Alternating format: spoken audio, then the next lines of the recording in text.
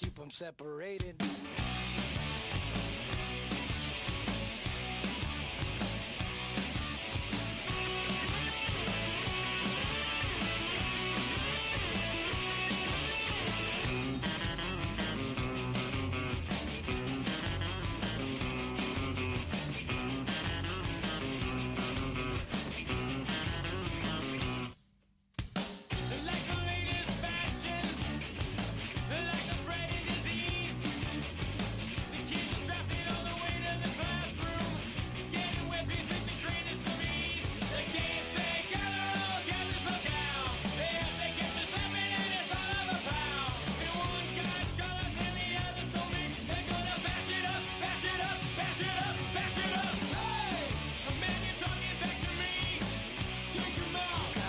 Separated. Hey! The man, you're disrespecting me. Take him out. You gotta keep them separated. Hey! Don't pay no mind. You're under 18 and won't be doing any time. Hey! Come out and play.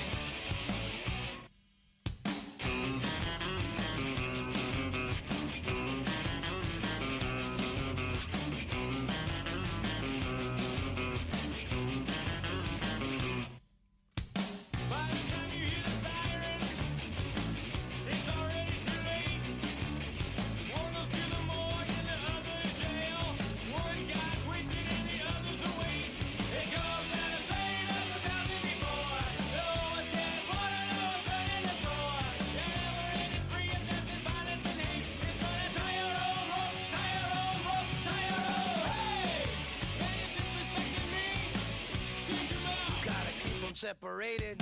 Hey! Man, you're talking back to me. Take him out. You gotta keep them separated. Hey! Don't pay no mind. You're under 18, you won't be doing any time. Hey! Come out and play.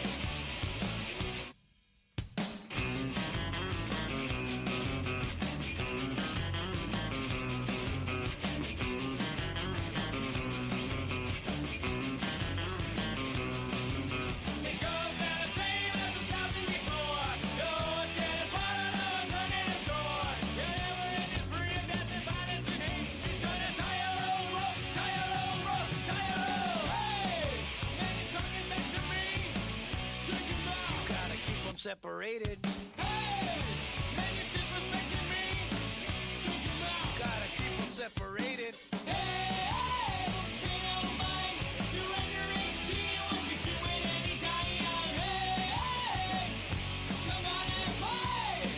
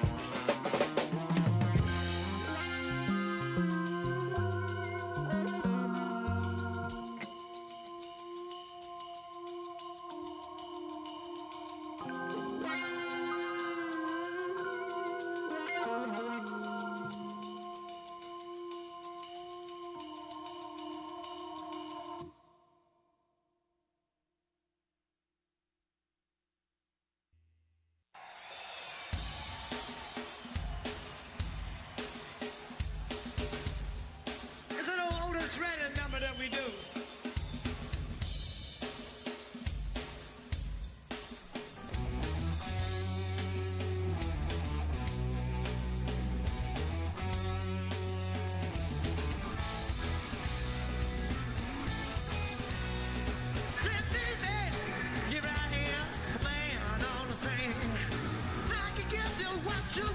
But you gotta bring it home to me. I've got some good on love, and then again, do more and show. When I get the way I'm throwing it on, you know you'll be around for more. Oh, run on, down by the desert. Just don't love. Bring that thing, let me light your chemicals. So mama, I'm sure I to handle now, yes I am. Let's just speak loud in the words, and I'm a man with the greatest fear. But I love you better than him. Take my hand, don't be afraid, I'm gonna prove every word I say. Advertise the love more praise so you can play your band with me. Oh, run on, run by the desert. Tips in love. That little thing, let me light your chemicals. So mama, I'm sure I'll handle now, yes I am. Hey, hard to handle that. Baby, here I am, a man all the same. Give me what you want, but you got to bring it home to me. There's a good no love, and then I got a little more in store. When I get the baby throwing it on, know you'll be around for more. Boys run on, down by the desert. Touch that love, pretty little thing, let me light your chemicals. And mama, I'm sure I'll handle now, yes I am. Yeah. Honey, handle me. Get it.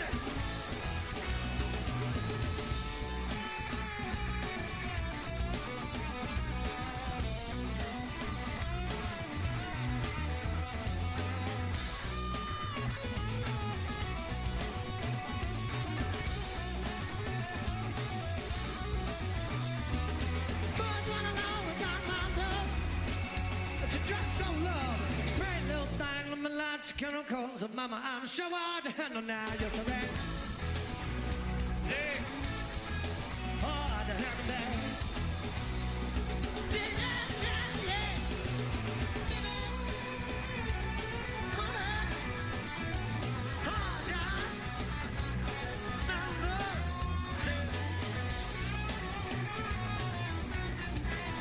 Gentlemen, I'm there. Gentlemen, I'm there. Oh, yeah.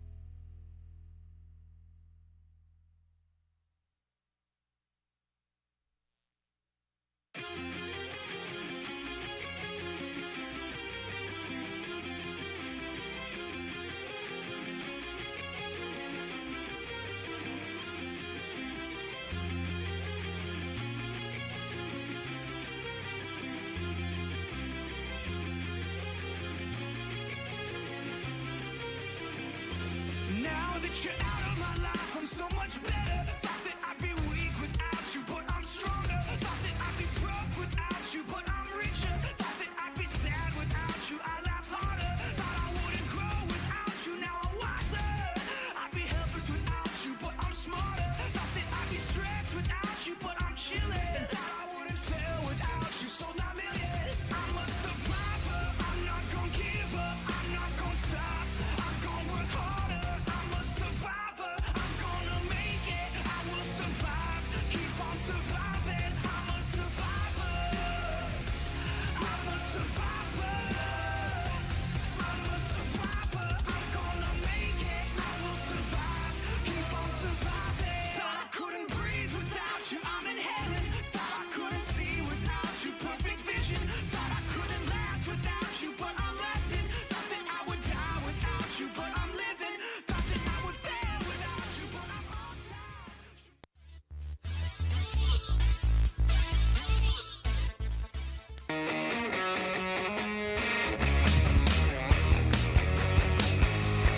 Hey Potters fans, are you ready for some Pacific Empire League action? Let's send it up to the booth to get you ready for today's action, right here on Stone's Broadcast Networks. Hello and welcome to McBean Stadium in Lincoln, California for another exciting evening of Lincoln Potters baseball. Not just any evening, it's Harry Potter night out here at McBean Stadium. My name is Mark the Phantom Lowe. I'm here with Riley the Engineer to bring you Game 2 of a critical 3-game Pacific Empire League series between the Potters and the visiting West Coast Kings. Lincoln used 6 innings of one-hit pitching from starter Yadon Perez last night and a 2-run home run from Jacob Doyle to grab Game 1 4-2 and to move to 500 in league play at 10-10 and stay in second place by a half game over Humboldt. Manager Tyler Robertson hoping for the same kind of pitching and maybe a little bit more hitting as he looks to tonight's Game 2. He'll send right-hander Ryan Castillo to the mound tonight, looking for another win for the Potters. Here's the Kings batting order that Ryan Castillo will face. D'Amelio and Chance back from yesterday. Seth Gwynn moves up to the third spot. Cortez moves into the designated hitter cleanup spot. Then Rodriguez Coupland making his start at catcher tonight. Lee, Lizzle, and Sammy Rivas for the West Coast Kings. Their starting pitcher will be Landon Marchetti, a left-hander out of UC San Diego. So that is the lineup that our pitcher will face. Mr. Ryan Castillo is making his 6th start of the season, 24 innings, 31 hits, 23 strikeouts, 11 walks. He's 0-2 with a .675. His last outing, I believe, was against the Hillsburg Prune Packers, and so he will come out here to try to match Yadon Perez last night, who went 6 innings and gave up just a single hit. And Potters closed it out with Kyles, Bell, and Nolan Thebe getting his 4th save of the season in very impressive fashion for the Potters. He struck out 1 in the 9th inning, and the Potters got that win 4-2. And when they had to have, as we mentioned, 10-10 for the Potters. The Crabs beat the Prune Packers last night, so they are now 10-11 on the season. The Rogues are 9-11. Now the Crabs and the Rogues have a 3-game series this weekend. That'll go a long way toward deciding which one of those two teams may emerge. And the Potters have a chance, if they can beat the Kings twice, to go into next week, which they have the Prune Packers twice, once at home, once on the road, and then 2 at home against Solano next Friday and Saturday. And then they finish the season on the road at the Mudcats. So the Potters trying to get a good start on that last stretch to get a win here tonight against the West Coast Kings, who put up just 3 hits last night, but got a 4-0 lead to 4-2 in the 7th inning. And Potters, it was a little bit nerve-wracking all the way down, biting the nails until the 9th inning when Thebe closed it out. The win went to Perez, who improved to 4-1 on the season, as we said, Nolan Thebe with his 4th save of the summer. So we're just about ready to get going here. Joey D'Amelio is first, and then Caleb Chance and Seth Gwynn for the West Coast Kings, who are 4-13 in league play. Potters are 10-10 and 30-13 overall. They have a game tonight. They have tomorrow night against the Kings. That's a 6:35 first pitch, and then on Sunday it's the California Tigers in town, 6:05. Castillo's first pitch is a fastball. It's called a strike, and we're underway, and Ryan hits 90 with his first pitch. D'Amelio at 222 was 0 for 4 last night. Has a home run, 3 runs batted in, comes to us out of Pepperdine University. Breaking ball's lined into left field, and that is a base hit. Came right down to D'Amelio, and he takes a little header rounding first. Hopefully he's all right. Yeah, he's just taking off his ankle guard there as he gets a solid single to left. So it took 6 innings to get a hit last night. The first batter for the Kings gets one tonight. And Caleb Chance, who was 1 for 4 last night, he had the one hit off of Udon Perez. And he's batting at a .235 clip. Caleb from University of Colorado Springs, UCCS. And he's got D'Amelio at first base. That one's short right center field. Moving over is Ott in center field. He'll make the catch and return it into the infield. And let's take a look at that defensive alignment. Riley, we have Brett Ott in center. Drew Andrews is over in left. Jacob Doyle back out in right. It's Dillon, Gargett, Mancy, and Hansen. Jason Hansen on the infield. Behind the plate, Eli Small and Ryan Castillo on the mound. His 6th start, his 8th appearance of the summer for the Lincoln Potters. Ryan out of the University of New Mexico. D'Amelio with a good lead at first. That one is fouled off by Seth Gwynn out of UC Berkeley. 0 for 3 last night. Did score a run. .250 on the year with 5 runs batted in for Seth. He's out in left field for the Kings. Eli Small behind the plate for the Potters. That fastball is in there for a strike. At 89 from Castillo. So it's quickly 0-2 on Seth Gwynn. Anthony Cortez is on deck, the designated hitter. 0-2 pitch. Got the breaking ball, and it's ball 1. 1-2. That's the one that D'Amelio timed well for his base hit to left field. It's 1 ball and 2 strikes now. Joey really looks like he wants to go over there at first base, but he doesn't. And the fastball just misses the out. No, he calls it strike 3. So Gwynn is out on strikes for the second out, and Anthony Cortez will be the hitter. Designated hitter batting at .226. Anthony was 0 for 4 yesterday, played over at first base. Willie says Cortese, I say Cortez. I'll look to Riley to tell me. D'Amelio's going. That inside, Small with a nice throw. The tag is applied, and he's out at second base. Great play by Small. He got a high fastball inside and gunned it down to second. The tag applied by Gargett, and the Potters are out of the inning. No runs, 1 hit, nobody left. We go to the bottom of the first. Kings nothing. Potters coming to bat. I'm Bill Spear, North Valley president of 5 Star Bank. In a time when business can feel so uncertain, we're here for you every step of the way. I know they have a lot of bells and whistles within their bank, but just the relationship piece here locally on the business side is huge for us. 5 Star treats us like we're number 1. They're right there with suggestions, with help. So I have to bank with people that have our mission in mind. We're 5 Star Bank. How can we help you?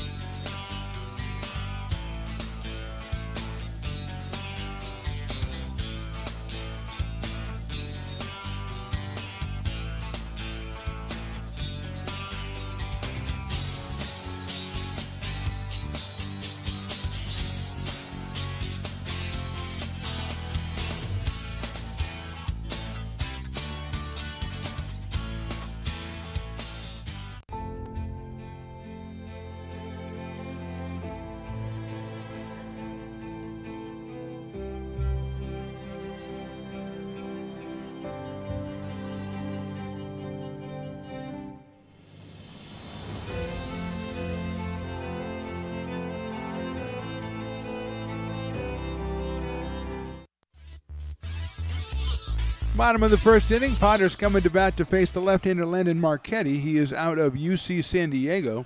He's making his second start, 4 1/3 innings pitch, 5 hits, 3 strikeouts, 2 walks, 0-1 with an 8.30 ERA. Let's look at the Potters batting lineup that he's going to face. Drew Andrews making his first appearance out in left field, Brett Ott in center. Doyle, who has 2 home runs already this week in 2 games. Mancy moves into the cleanup spot. Jason Hansen's back in the lineup. Eli Small, who just threw out a runner at second base. Then Dylan Malbrough, who had 2 RBI the last time he played, and Gargett, who's hitting over 400. That's your lineup for the Potters. And, of course, on the mound is Ryan Castillo. So the Potters using a little bit of defense to shut down the Kings in the top of the first.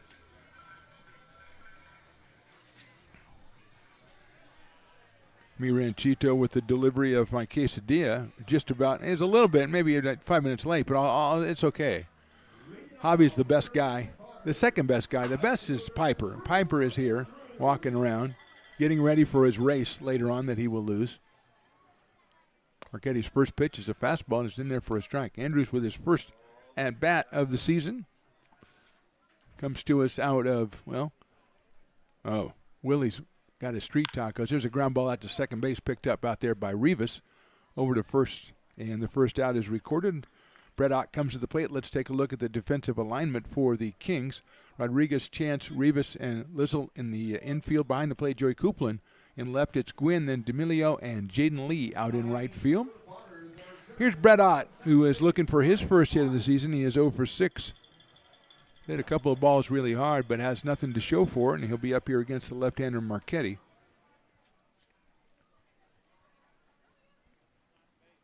Shows bunt, pulls it back. It's a little bit too high. 1-0. Just 4 1/3 innings on the season for Landon Marchetti.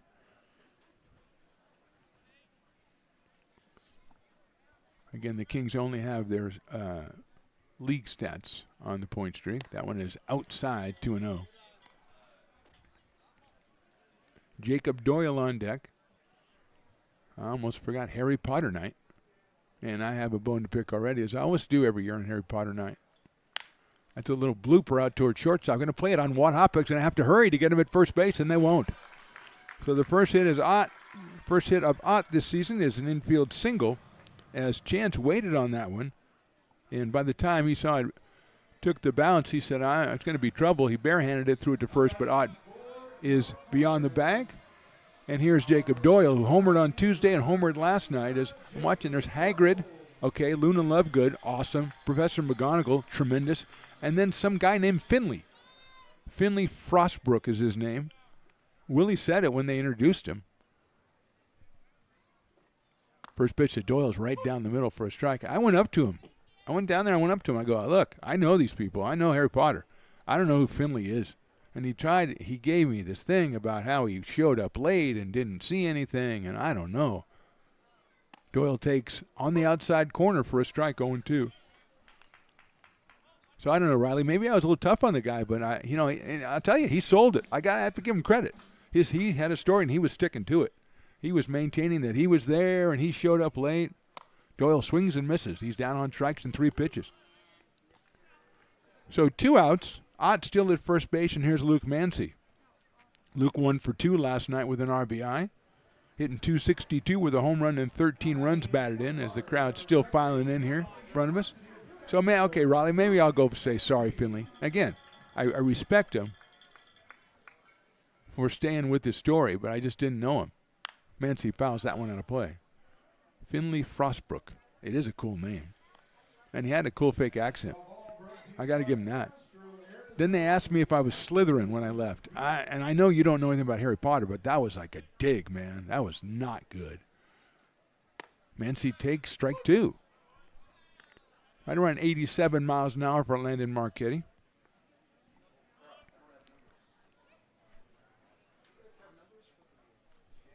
Oh, and 2 on Luke. Ott's going. The pitch is outside. The throw to second is going to be too late. And Ott is in there with a stolen base. So he's in scoring position for the Potters. He did a pop-up slide that was so slow, he almost got time for the ball to get there to tag him out, but he was ahead of it. So he is at second base. 1 ball and 2 strikes on Mancy. As we said, he picked up RBI number 13 last night with an opposite field single. Hits that one well to center field. Going back is D'Amelio. He's got room now. Does he? No, it's over his head and up against the wall. It'll be a double for Mancy, as he's going to just coast on in, as he really hit that ball hard, and I think D'Amelio might have misjudged or maybe lost it. And he's got himself another RBI. His 14th of the season, as he blasts a double to deep center. 1 hops the fence, and here's Jason Hansen. So the Potters with a pair of hits and a run here in the first inning. 352 feet, which puts it out of the park in a lot of different places around here. I noticed yesterday the Kings outfielder's playing kind of shallow. Swing and a miss by Jason Hansen, who is 0 for 3. He does have a run scored as a Potter.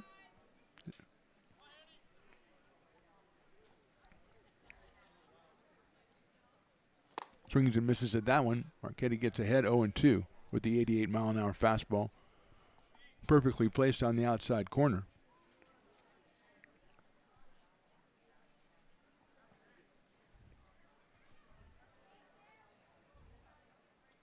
He lines that one foul down the first base line over toward the VIP area. Be very careful, Jason. You're very new here. We do not mess with those people down in the kiln. We don't mess with any of our fans, but I mean especially. He's got some fancy organizations down there. You don't start hitting line drives at them. Unless they have gloves, and then it's okay. Still 0-2. Swinging and misses at a high fastball. So 2 strikeouts for Marchetti, but the Potters score a run in the bottom of the first. We go to the second. They're on top, 1-0. Astro Air Design Incorporated, where you feel the difference. We are a locally owned and operated heating, air conditioning, and custom sheet metal company committed to the highest quality of craftsmanship at a competitive price. Our trained and certified technicians have the knowledge and experience required to install, maintain, or repair your home comfort solutions. Our upfront pricing gives you the peace of mind because you know your price is locked in. Call Astro Air Design Incorporated today. Here in Michigan, we do more than just survive the winter. We thrive during it. You simply can't keep us away from what we love most: great times and amazing beer. The snow transforms the landscape and lays the path for adventures yet to be had. Trails ready to be explored, and freshly groomed hills ready for the first run of the day. And later, as the sun descends, it's time to unwind with great conversation and even better friends. Experience a taste of Michigan winter with Founders Brewing Company, born and brewed in Michigan.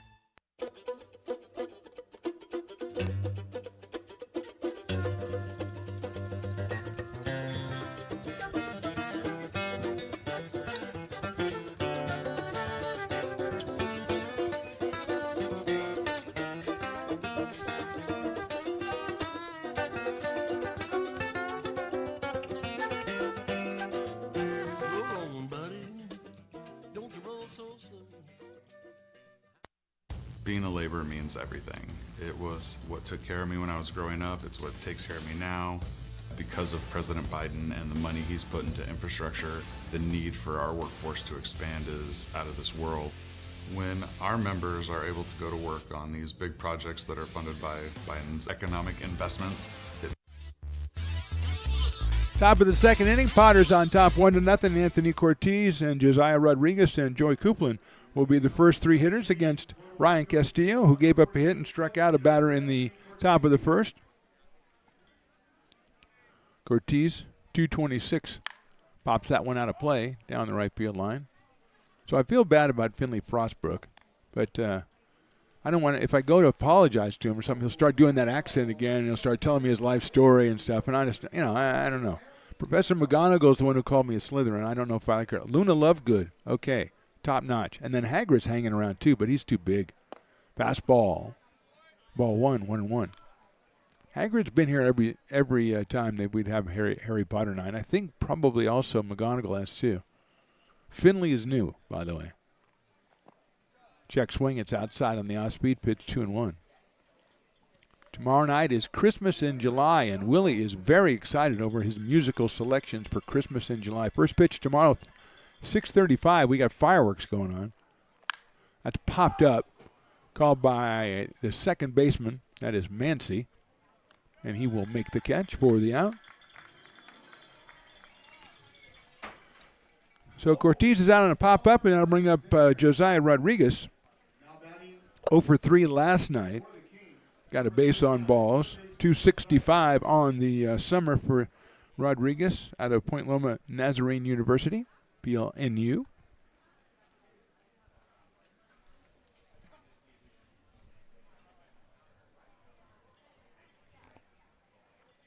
Castillo pours in the fastball, but it's down low for a ball, 1-0. 89 for Ryan on that one. Out of Los Lunas, New Mexico. Hit down sharply to the left. Nice play at second base by Mancy. He's got them covering, but he can't make the connection. Rodriguez is going to go for second. It's backed up by Small, but he's not going to let the throw go. So it's going to be an infield single and then a throwing error on Mancy as Luke tried to lead Castillo to the bag. He made a tremendous stop on the play, but he couldn't make the connection with Castillo covering, and ends up with Rodriguez at second base and 1 out and Joey Coupland the batter. Joey did not play last night. He is out of St. Mary's. No, check that. He's out of Chabot College. Right-handed hitting catcher. He's got a runner at second base. Far to his left was Mancy on that one to stop the ball, but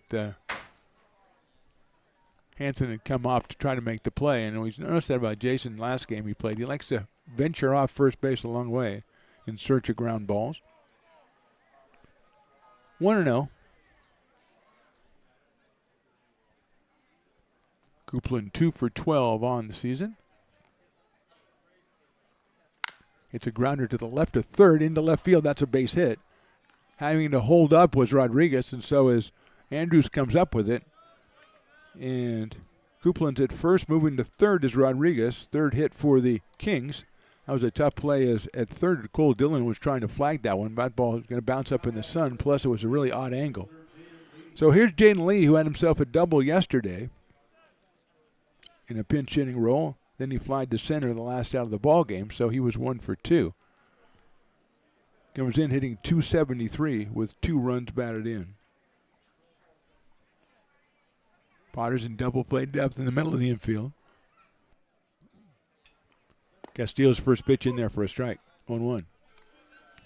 Paul Lizzo, the first baseman, on deck.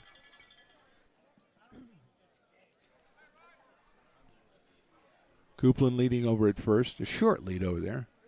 Do not expect to see him going. A 1 pitch is a breaking ball, but it's too high. 1-1. Jaden Lee out of UC San Diego. Playing in right field tonight.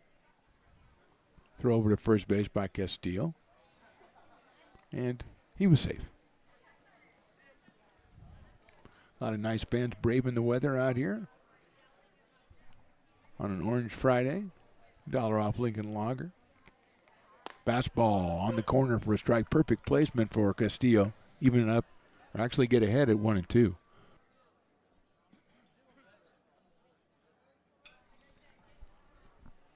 Coupland a little bit bigger lead over at first base. The 1-2 pitch. Swung on and missed. Big strikeout right there for Castillo, his second. And that'll leave it up to Paul Lizzle, the first baseman. Paul hitting 100 so far on the season. He comes to us from Loyola Marymount University. I think he played the last time on the 4th of July when these two teams met. Paul was 0 for 2 in that one. Here's a sharp grounder to the left of second, into right field for a base hit. So he comes up here and gets an RBI single, and this game is tied at 1. Hitting just 100 and had 2 strikeouts the last time these two teams met, but he took the first pitch and shot it into right field. And this game now 1-1, and Sammy Rivas is the batter. Sammy hitting in the 9 spot, batting 0-4-0 out of Delta College. Came on last night and was 0 for 1. Swings and misses. 0-1. I believe Sammy is the Dueling Dogs batter, although I haven't had any confirmation from Willie on that, because he's trying to do 9 things at one time. So I'll say it unofficially. 0-1. Right down the middle, strike 2, 0-2.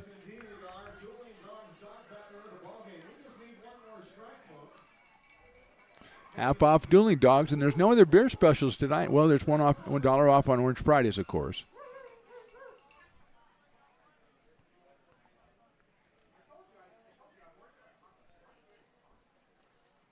Check swing did not go around on the breaking ball, it looked like. They're going to ask. Well, Eli Small wants me to ask. I don't think the umpire ever asked. And now the home plate umpires are going, dude, I never asked. I don't know why you're asking. So it's 1-2 with Joey D'Amelio, the number 1 hitter, the leadoff man on deck. A run in on a single by Paul Lizzle here in the top of the second. 3 hits put together for the Kings. Swing and a miss, and that's a foul ball, and it's off. Hopefully it wasn't off Eli Small. Got away So almost strike three, but he fouled it off enough to spoil it. And the Dogs are really getting agitated now after that one. Well, it's a good night if you're getting beer special. It's a good night for a beer special, Riley the engineer.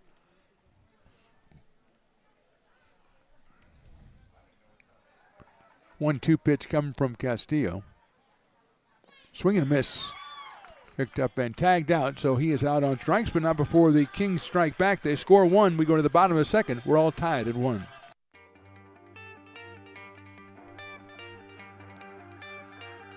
Gooseport Public House. We have sports on 10 big screen TVs, 23 beer taps with classics and crafts, a full bar with creative craft mixed drinks, live music, and most importantly, great fresh food. In downtown Roseville off Vernon Street, only 15 minutes from the ballpark. See ya at Gooseport.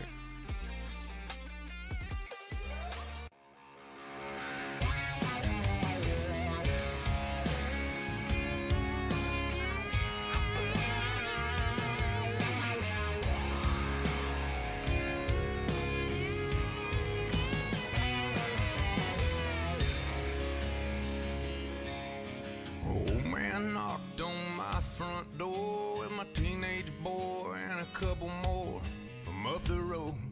He had them by the collar, said.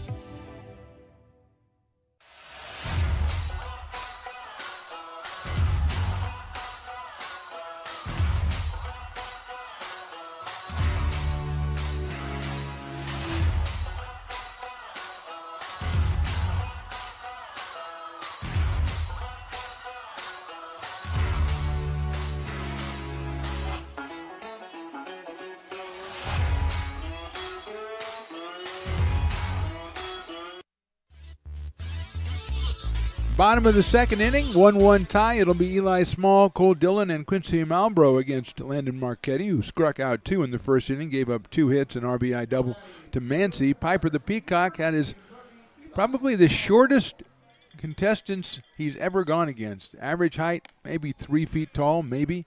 Mary was the winner.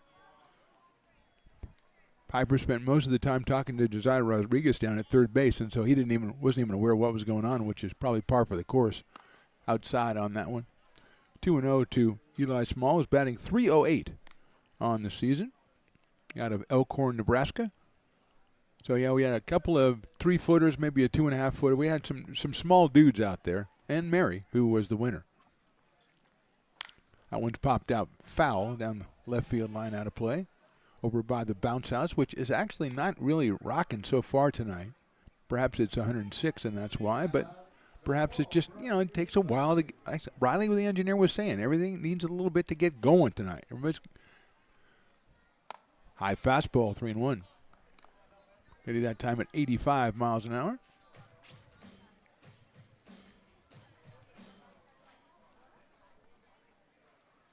That one's sliced foul down the left field line again. That is over both of the bounce houses, or whatever the original bounce house has been converted to, and into McBean Park. So it's 3-2 on Eli Small, opening up here in the bottom of the second inning. We are all tied at 1. Swings and fouls that one off in desperation and protection. I don't know if it hit him on the hand when he swung or on the foot when he hit it or something, but he's going to take a walk a little bit, get himself into position, explain to the umpire, hey, it's my bad. Umpire's like, it was way inside, dude. He's like, I had to protect, bro. And I hit it off my hand and my foot and everything. So I paid the price. Do it again, 3-2. Inside, and that hit him. Again, I always say this, Rod the engineer, you've heard me. If it's a 3-ball count, don't hit me. Just throw ball 4. Just miss the plate. I don't care. But how many times do we see that on a 3-ball, 2-strike count, and they hit the guy on ball 4? So he walks and is hit by a pitch. Hit by a pitch trumps it, though. So here's Cole Dillon. 0 for 4 last night for Cole. Cole out of Rockwall, Texas, playing at third base tonight. He's up here with a runner at first and nobody out. Cole has a home run this summer, 8 runs batted in. He's caught, he's played in the outfield, he's played second, he's played third. He's been all over the place. Marchetti to the plate. Cole pops it up right side. Right fielder coming in, second baseman Rivas going out. He will make the catch for the out, and getting back to first is Eli Small. So 1 pitch and Dillon is retired. Quincy Marlboro, who had a couple of hits the last time we saw him, will be the batter. He is the DH tonight out of Folsom Lake College. He is hitting .333 for the Potters. Did a lot of time with the Potters early in the season.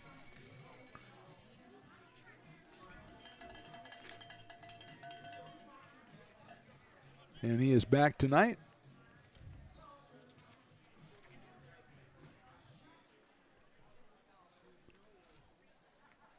Quincy takes the fastball. It's on the outside corner, so it's a strike, 0-1.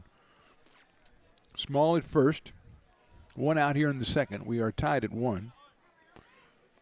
Potters won last night 4-2. Tyler Robertson really would like to see the bat start to really swing tonight. There goes the runner. Pitch is swung and line foul down the first base line, so it's 0-2 now.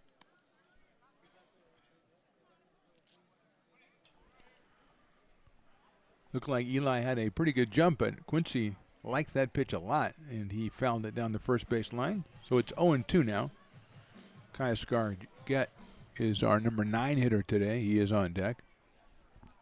Marchetti looks over at first. He'll go over to first. Easily back is Eli Small, almost like he anticipated it. One of Riley the engineer's favorite fans there. Right there, Riley. Beer in left, beer in right. There you go. Let's see who he's taking him to. There goes the runner again. That one is swung on and missed. The throw's going to be just a little bit too late and off the glove of the second baseman. But Marlboro's out for strike 3. That's the 3rd strikeout for Landon Marchetti, who had 3 strikeouts in the first 4 and a third innings he pitched. And here's Kyle Scargett, who's batting .409. He was 1 for 2 last night. Scored a run and then left the game in the 4th inning. I thought maybe something had happened to him. Mancy came on for him after he had singled and scored in the 3rd, but Kaya seems to be okay. He is out here. And batting, as we said, .409. He's got 3 runs batted in, and he's got Eli Small out on second base, who's getting a very nice lead out there. Fastball is in there for a strike.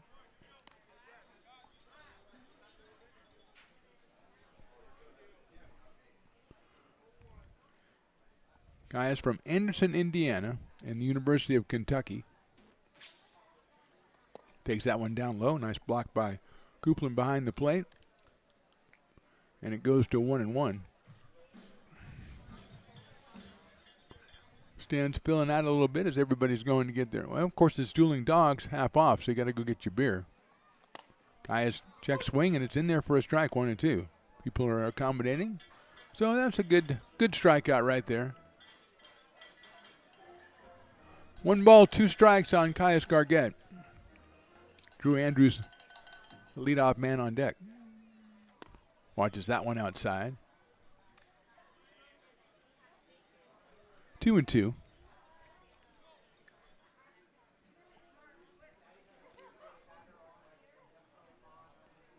Look back at second base. 2-2 pitch on the way. Outside ball 3. That one up at 88, but tailed away from the strike zone, so it's 3-2.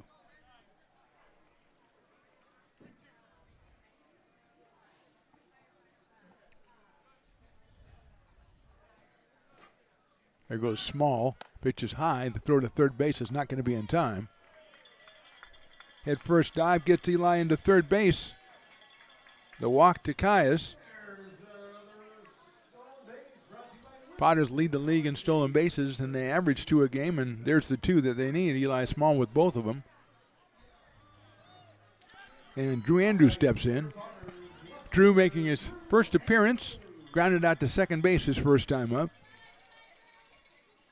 Up here with a chance to put the Potters back ahead as they've got a runner at third base.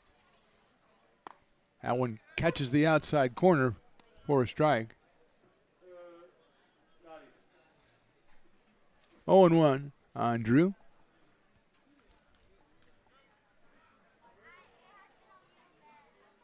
Breaking ball, misses inside, 1-1. Marchetti out of UC San Diego. Making his second start of the season for the Kings. Fouled back by Drew Andrews, 1-2. Almost hit one of the cup holders there. One of our front row patrons enjoying a beverage, probably a Dueling Dogs.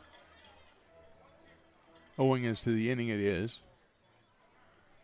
1-2.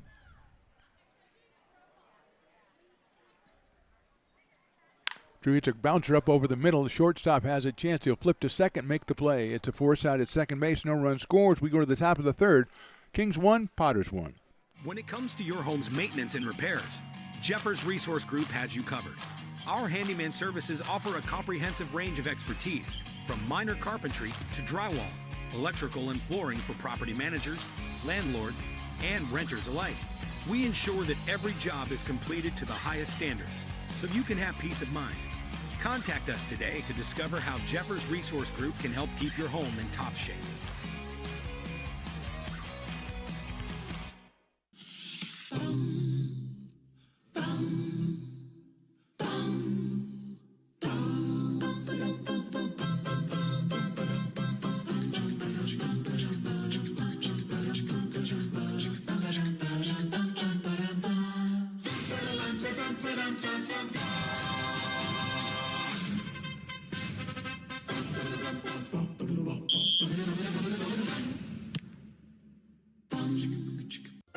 Fans want to keep restoring and renovating historic McBean Stadium? Now you can become a member of Friends of McBean. Annual membership start at $50. Get a 4th of July Potters t-shirt and 4 Potters tickets. Become a member now at friendsofmcbean.org. American River College is a top-tier community college sports program that provides student athletes with the opportunity to thrive both athletically and academically.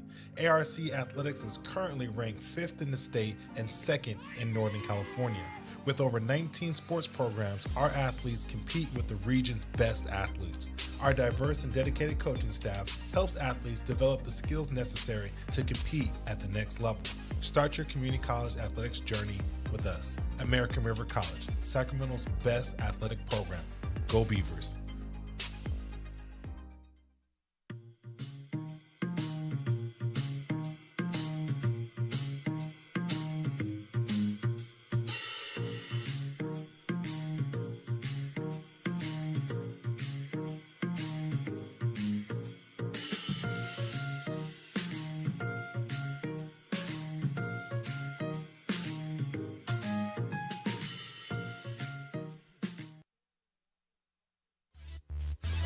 Top of the third inning here from McBean Stadium. We are all tied at 1 as the ball goes down to second base, and the fill the bucket game wrapping up down the first base line. My favorite fill the bucket game was that time they were going too slow, and Piper just picked up both buckets and doused him. That was actually the best game. That was an excellent game right there. But back to our game. Top of the order, Joey D'Amelio, then Caleb Chance and Seth Gwynn against Ryan Castillo, who struck out 3 through the first 2 innings, but has allowed 4 hits and a run. D'Amelio singled his first time up, was thrown out later in the inning trying to steal second base. He slices that one down to first base, caught in the air for Jason Hansen, and we are underway in the top of the third. Country music fans, if you can't make it to the game tomorrow, then you got a little bit of a treat for you, as Tom Maley from the KNCI Pat and Tom show will be sitting up here with me for, several innings. Maybe, he's hard to get out of here once he starts. It's his second visit. He was here last year. We had a fantastic time. So if you can't make it out here, make sure you're checking out First Pitch tomorrow night at 6:35. Riley the engineer will go live at about 6:05. And again, if you subscribe to Stone's Broadcast Networks or to Lincoln Potters Baseball on YouTube, you'll know, because we'll alert you whenever we go live, and you'll know you never miss a game. There you go. And there's a lot of big games coming up the next 2 weeks for the Potters. Line drive left center field. That'll get down for a base hit. Coming over is Andrews. He'll pick it up. But Caleb Chance has his second hit of the series. He is 1 for 2 today. 5th hit for the Kings. And Seth Gwynn, who struck out looking his first time up, will be the hitter. 0 for 3 in yesterday's game. Seth batting at .250 out of UC Berkeley.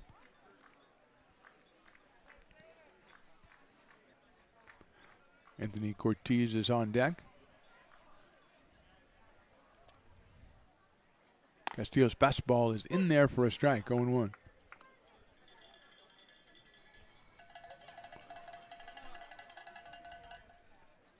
Potter scored in the first, King scored in the second.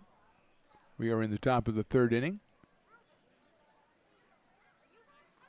Castillo delivers another fastball. It's in there for a strike again, 0-2.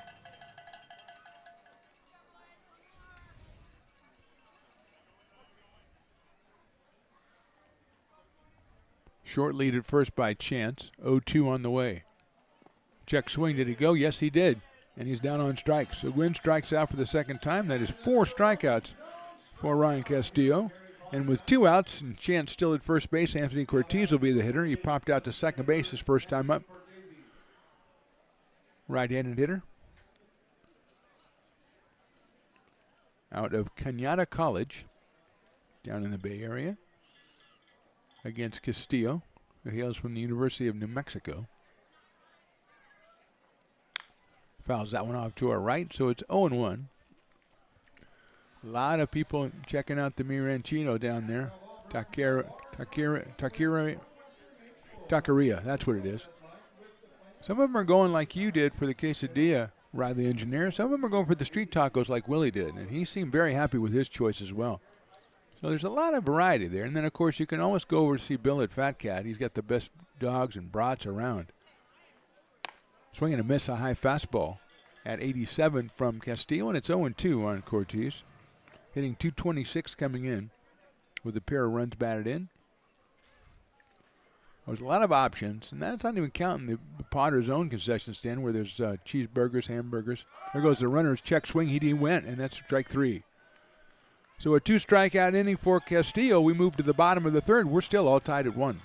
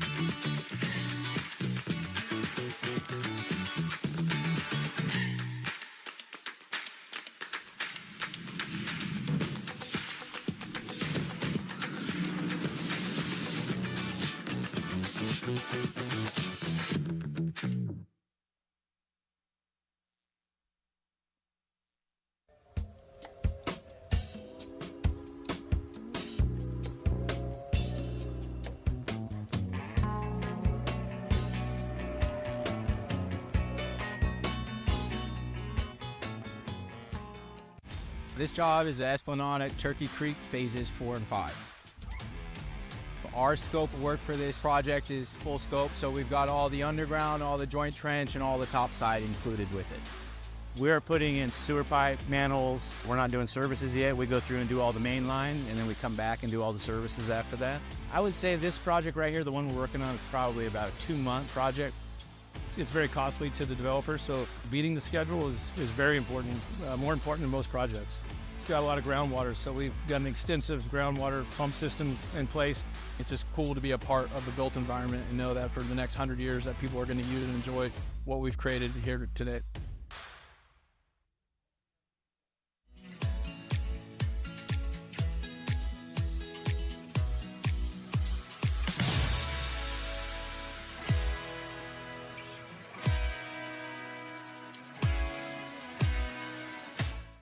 I'm Bill Spear, North Valley president of 5 Star Bank. Bottom of the third inning, new pitcher for the West Coast Kings. It is Ryan Radke, making his 5th appearance, 17 innings, 15 hits, 18 strikeouts, 11 walks. He is 1-0 on the season, he is 1-1 on the season. and a 5.29 ERA. He pitched against the Potters on the 4th of July. Pitched well, he just had a problem. He walked 5 in 2+ innings. So he is up here against Brett Ott, who will start us off in the bottom of the 3rd. Fouls it back to the screen. Radke comes to us from Jamestown College. Making, as we said, his 5th appearance. First, he has 3 starts on the year, including that game against the Potters on the 4th of July. 15 hits in 17 innings. Ott shows bunt. A nice breaking ball settles in there for a strike. So it puts Brett down in the count. 1 ball and 2 strikes. First hit as a Potter. Last time he legged out an infield single. Later scored on the Mancy double.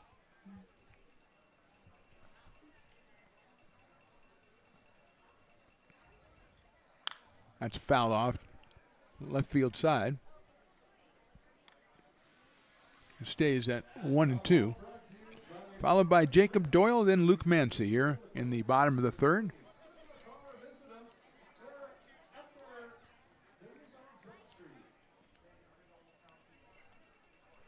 Radke, the big right-hander, goes from the windup. Inside, almost hit Brett Ott. Went behind him, though, so it's 2-2. Great ceremony before the game. emceed by Willie Preston, with the host families all being introduced and reunited when possible with the player that they hosted for the summer. 26 host families I think we had. And our coordinator, Michelle, who does a tremendous job, also being honored. That's outside. Another great turnout by the Potters, and she's the one who organizes everything. And she is doing it, Willie said, since the start of the Potters. So 8 years, 8 summers. Fantastic work by Michelle. 3-2 pitch. Breaking ball, ball 4. So Ott works the walk. He's on for the second time tonight. And that will bring up Jacob Doyle, who struck out back in the first inning. Comes in at .327 for the summer. 5 home runs, including 1 on Tuesday and 1 last night. 24 runs batted in. So Jacob settles in with Ott at first base and nobody out here in the third.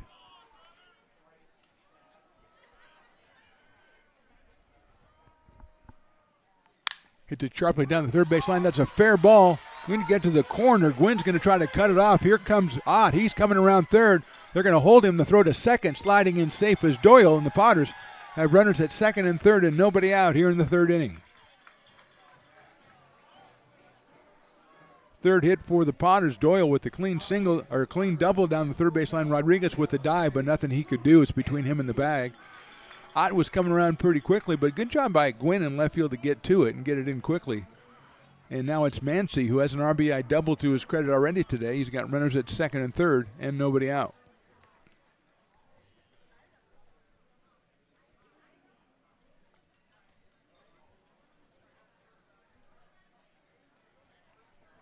Corners are in for the Kings as the breaking ball is in there for a strike. Marchetti's final line, 2 innings, 2 hits, 1 run, 1 walk. Actually hit 1 hit batter and 3 strikeouts.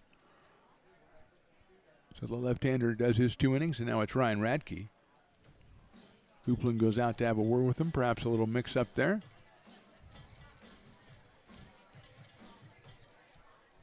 Oh, 0-1 on Luke Mancy at the University of New Mexico.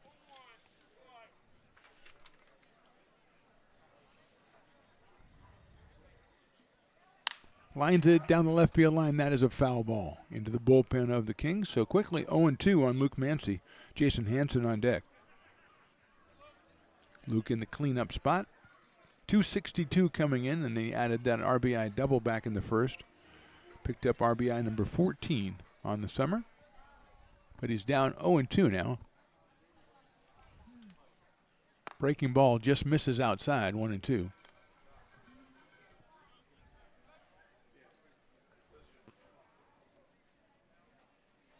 One bottom of the third, second of a 3-game series. Tomorrow's first pitch, 6:35. It's a fireworks night. It's Christmas in July. It's all kinds of things. Mancy chops it down to first, but that's a foul ball. Again, Willie is very excited over his soundtrack for tomorrow. I don't know why, but he's really excited. Tom Maley from KNCI's Pat and Tom Show will be in here doing some commentary. Hopefully he'll come up with some philosophies or theories like he did last year when he determined that the moon's rays could affect fly balls. And then we saw it actually happen. And it was one of the most chilling things I've ever witnessed. 1-2 pitch. Mancy takes outside again. Good take by Luke. 2-2. Luke out of Jamul, California, which I believe is down by San Diego, and the University of New Mexico. He's worked the count even at 2-2. The cowbells are on his side, and that's something, certainly. Doyle at second, Odd over at third. Nobody out here in the third. High fly ball center field, not quite as deep as last time. Well, it's going to be far enough to get the run in. Everybody tags. The throw will come into third. It'll be cut off. And a sacrifice fly by Mancy, his second RBI of the day, as Ott scores. Doyle moves over to third. The Potters lead 2-1. So here's Jason Hansen, who struck out his first time up. That was against Marchetti back in the first. He's got a run 90 feet away in the person of Jacob Doyle.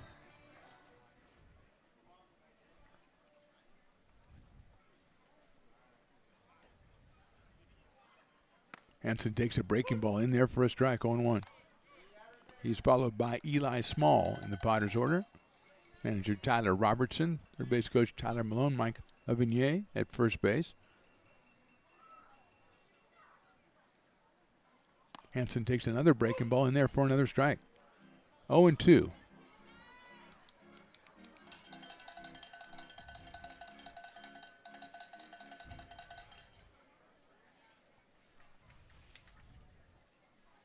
From the windup, Radke 0-2 pitch. Surprisingly, it was off-speed pitch, but it was inside, 1-2. Fans are telling Hansen to stay in there and get hit by the pitch, which is an interesting theory when you're not the person at the plate. Fastball is fouled off to the right, so Jason stays alive. Out of Roseville, California, Jason from UC Davis.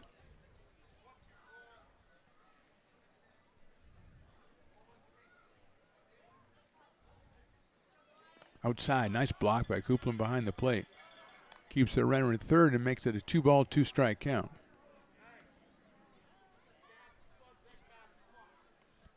Marchetti went the first 2 innings for the Kings. Ryan Radke has come on here in the bottom of the third.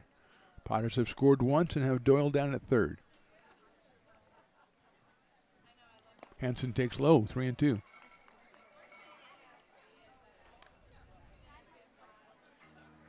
Next week, Tuesday night, Potters are home to Healdsburg. That's a 7:35 start, I think, now. And then Friday and Saturday, it's the Solano Mudcats for the final weekend, home weekend of the season. 3-2 pitch. Hansen chops it foul. I believe those 2 games against the Mudcats are supposed to be back to almost human temperatures. So that'll be nice. Let's get everybody out here for that Friday as Fan Appreciation Night, and then Saturday is Star Wars Night. So a big weekend against the Mudcats to conclude the home series, or the home season. 3-2 again. Hansen chops it up the middle. That's going to get into center field for a base hit. So a great at-bat by Jason Hansen. Went from 0-2 all the way back and got himself an RBI single. His first hit as a Potter. His first RBI as Doyle waltzes in from third. 2-run score in the inning. And the batter is Eli Small, who was hit by a pitch his first time up.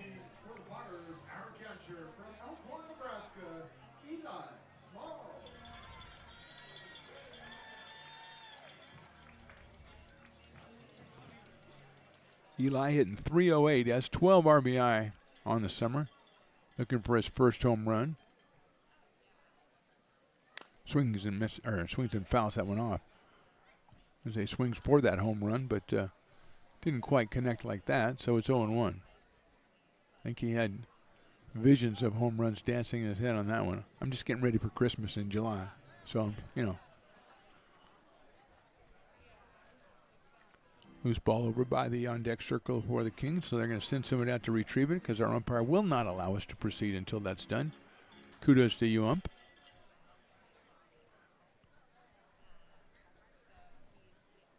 Eli lines that one. What a catch by Radke. Falling down, throws to first, double play. Falling away from the ball, he just stuck his glove up as a reflex. Maybe just, I don't even know if it was a reflex, but he made an incredible catch, got up and threw to first for the double play. Potter scored twice. We go to the fourth. They lead 3-1. Hi, Bill Evans, President of the Placer County Association of Realtors. We're in the store, our conference facilities, an amazing team helps keep together an amazing organization, and we thank them all. This organization can't do what it does and can't run the way it runs without the help of so many members volunteering their time. The success of the Placer County Association of Realtors is largely dependent on our active volunteer members to help our organization and industry. The work of our committees greatly impacts our ability to champion efforts across the board and giving back to the Placer County community wherever we can. Like all service organizations, I wanted to serve. And getting involved with the affiliate committee was the perfect way to do that. I love being able to serve my community with my business friends and other leaders and give back to those who are in need.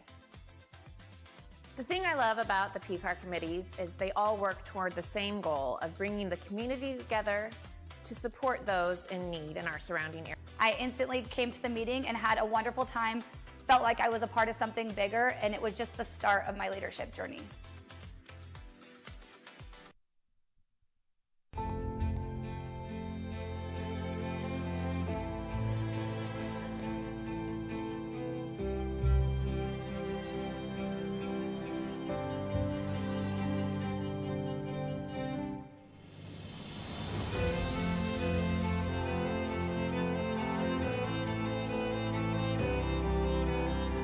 Situated on the corner of Lincoln Boulevard and 5th Street, this iconic building has been the home to several hotels over the decades, the most famous and longest-running of which was the Lincoln Inn. Having undergone several renovations and architectural changes, this building is the current home of Old Town Pizza, which boasts not one but 2 floors for your dining enjoyment, including open-air seating on the roof. Stop in for a slice today. Or stop by the Lincoln Museum to see the 300-pound cash register that used to adorn the front desk of the Lincoln Inn. Top of the fourth inning, it'll be Josiah Rodriguez, Joey Coupland, and Jaden Lee against Ryan Castillo, who now has a 3-1 lead thanks to his teammates who scored twice in the bottom of the third. Incredible catch by Ryan Radke to end the inning. That's popped out of play. Ryan, the engineer, posited that perhaps that was the Harry Potter magic, which would be great, except for he wouldn't do it for the other team. And Harry Potter's not here. And then Riley says, but doesn't he have an invisibility blanket or something? It's a cloak, okay? A cloak. He has a cloak. Jeez. Visibility blanket. Strike 2 call. I mean, it's not a bad idea, Riley. It's just that you got to get your jargon right, okay? It was that kind of a catch, though. What a play. I don't even know if he knew it. 0-2 pitches outside. He kind of like was falling, trying to get out of the way, and then kind of threw the glove up, and all of a sudden it's there. He looks at it and he goes, I'm going to throw it to first. Double play. No, it was not Snape, although that's impressive. Severus Snape could have done it because he would have been on the other team. You're right. He would have been Slytherin, perhaps. Oh, Riley, you know more than you say, my friend. 1-2 pitch. Lined over the first baseman's head into right field. That's a clean base hit for Rodriguez. Took the 1-2 pitch to right field. 6th hit for the Kings in this one, and that'll bring up Joey Coupland, who singled his first time up. Number 17, catcher Joey Coupland. Singled back in the second inning, instrumental in getting that run across for the West Coast Kings. Joey out of Chabot College. Settles in against Castillo. As 4 people on the right side of this aisle just decided they would go over to the left side. There's a hard shot out to shortstop into center field, a base hit. Thought that Gargett might have a chance in it, but that ball was hit too hard right by him. So 2 quick hits here in the fourth for the Kings. And here's Jaden Lee, who struck out his first time up, but he had an RBI double in last night's game, batting at .273. Out of UC San Diego. That is 7 hits now for the Kings. Rodriguez at second. Copeland, who's now 2 for 2, is over at first. And that ball was hit very hard right there. Breaking ball sliced down the right field line out of play. So it's 0-1 on Jaden Lee. Cole Dillon's at third. Caius Gargett at short. Luke Mancy at second. Jason Hansen at first. Jacob Doyle in right. Brett Ott in center field tonight. And Drew Andrews out in left. Eli Small behind the plate. Ryan Castillo on the mound. 3+ innings, 7 hits, and 5 strikeouts. Inside with the fastball. Nobody out here in the fourth.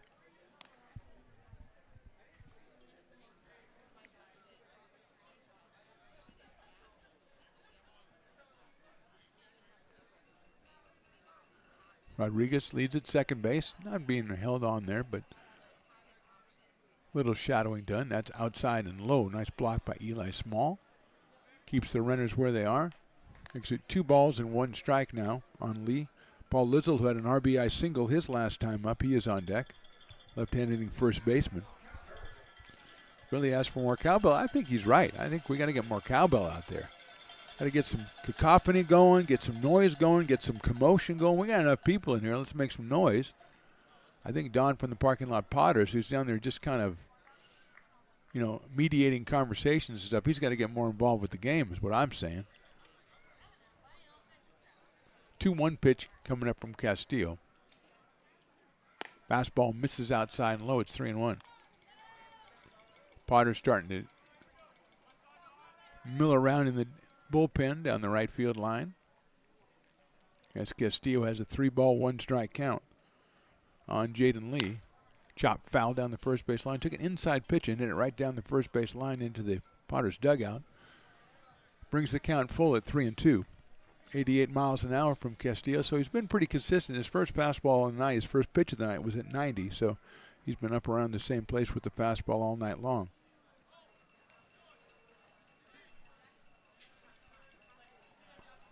Three-two pitch coming up from Ryan. It's fouled off again. So we'll do it one more time at 3-2.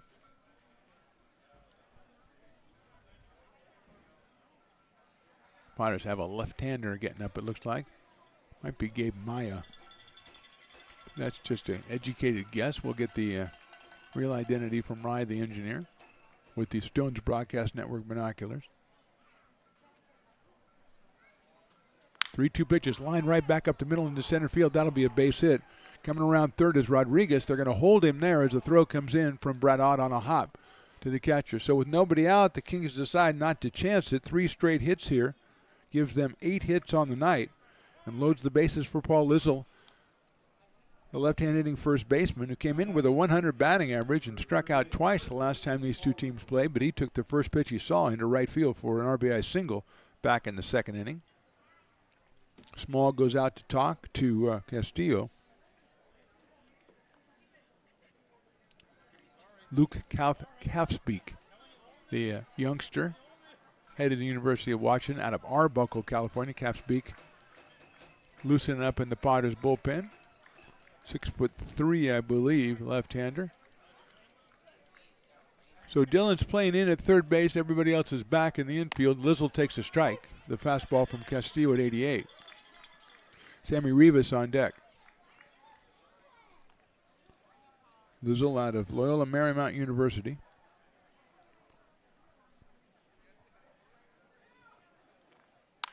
Slices that one foul down the left field line into the screen right by the dugout. There's Hagrid, McGonigal, Luna Lovegood, and Finley Frostbite, or whatever his name is. I mean, Riley, you don't even know the characters, but you know the first 3 have something to do with it, right? And the last guy just looks like maybe he had nothing to do tonight. He had the outfit, 0-2 pitch, outside, 1-2. Hagrid is very, very imposing, though. And Luna Lovegood is, she's a little, she's a little crazy, a little loopy in the books and movies, so she's perfect. McGonigal, of course, right on. 1-2 pitch, got him on strikes. Big strikeout for Castillo with 1 out and Rivas coming to the plate.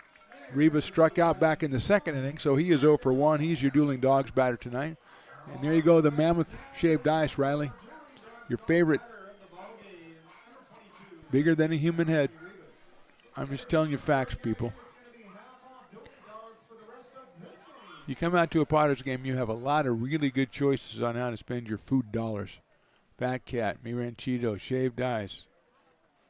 Breaking ball high to Rivas, who's hitting .040 and struck out back in the second inning. Sammy out of Delta College, San Joaquin Delta, down in Stockton. Joey D'Amelio on deck. Swing and a miss, big cut, and it is 1-1. That one 89 from Ryan Castillo. Potter fans are spoiled. They want strikeouts so they can get good beer prices. I just want an out. I'm not particular. We got the big strikeout on Lissel. Swing and a miss, breaking ball, 1-2. Eli Small behind the plate, exhorting his pitcher. It may make me a bad fan, Riley, but a double play is better than a strikeout right here.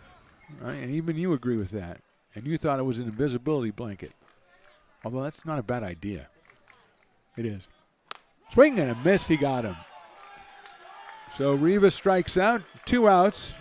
Dueling Dogs is half off for the fourth inning as it was for the second, which is good, but it also means D'Amelio, who singled and popped out, is coming to the plate. Big, big, big batter for Ryan Castillo here.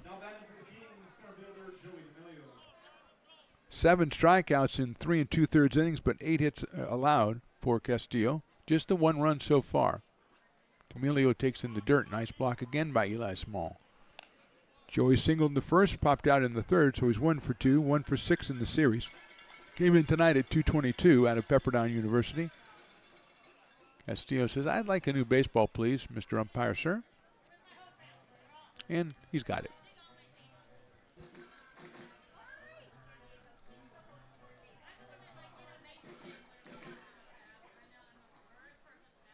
You'd think if they really had magic, though, they could make it like half-price beer all night. Have a word with your friend Finley, see if he's got any. I don't think he has any powers. D'Amelio takes down low again, 2-0. I mean, Luna's kind of spacey, but she can do a nice spell. McGonagall, of course, is a wizard. I mean, she's the top notch. Hagrid's more of a, I don't know, he's more of a caretaker kind of guy. Not really a witch, so to speak, or a wizard. 2-0. Chopped into right field. That's a base hit. Here comes 1 run. Second run on the way. Here comes Doyle's throw to the plate. It's a little offline. It's cut off. And no throw made by Hansen. It was a little bit offline and cut off. Hansen couldn't make the relay throw, so D'Amelio comes through with an RBI single. Drives in 2 as Rodriguez scores and Copeland scores. Going to second and staying there is Jaden Lee. 4th hit of the inning. 2 RBI for D'Amelio, and we're all tied at 3. There goes the runner to third base while nobody was looking. And I suppose that's fine. So now it's first and third, and here's Caleb Chance, who singled his last time up. He has flied to center and singled. So we're all tied at 3 in the top of the 4th. Clutch 2-out RBI single by D'Amelio, and he'll probably take off at first base. That is a little bit too high to Chance. Caleb was 1 for 4 last night, 1 for 2 today, so 2 for 6 in the series. D'Amelio picks up his 4th and 5th runs batted in of the season, and the Kings come back for the second time in this game and tied at 3. High fly ball, center field. Ott moves over to right center, makes the catch for the out. But not before the Kings score 2 on 4 hits. We go to the bottom of the 4th. We're all tied at 3.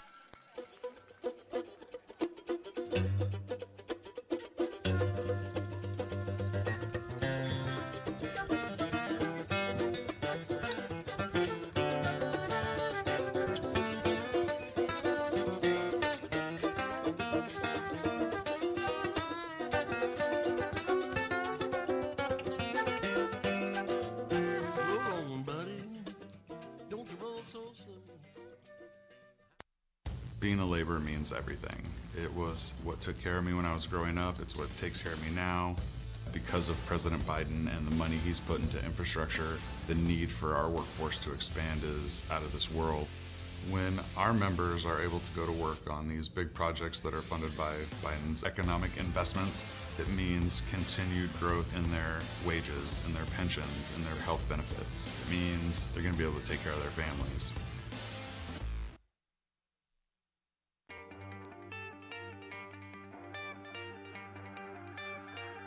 Gooseport Public House. We have sports on 10 big screen TVs, 23 beer taps with classics and crafts, a full bar with creative craft mixed drinks, live music, and most importantly, great fresh food. In downtown Roseville off Vernon Street, only 15 minutes from the ballpark. See ya at Gooseport.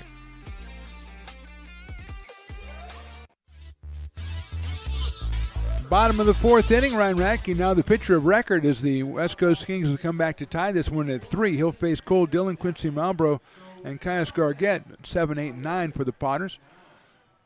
As the last time he was on the mound, Radke made a miraculous catch of a line drive by Eli Small, turned that into an in-inning double play as the Potters had something going. They'd already scored twice in the third inning when that happened. Kings came back with a clutch 2-out, 2-run single by D'Amelio, and we are all tied at 3.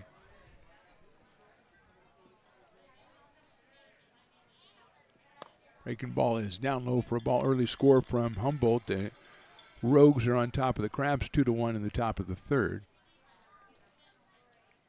Both teams are right behind the Potters in the PEL standings. Fastball, a strike. Potters are 10-10. Humboldt's 10-11, and Medford is 9-11. Solano is 8-13 on the season. Mudcats are playing Berkovich Honors tonight, and the Honors are on top 6-4. Make that 8-4 in the bottom of the ninth.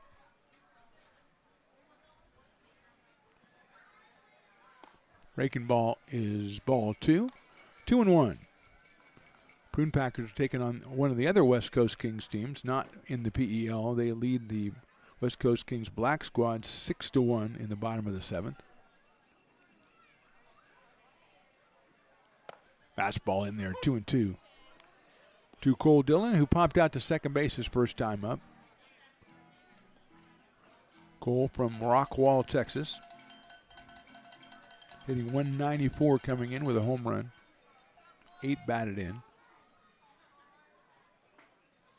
Fastball on the corner, call strike 3.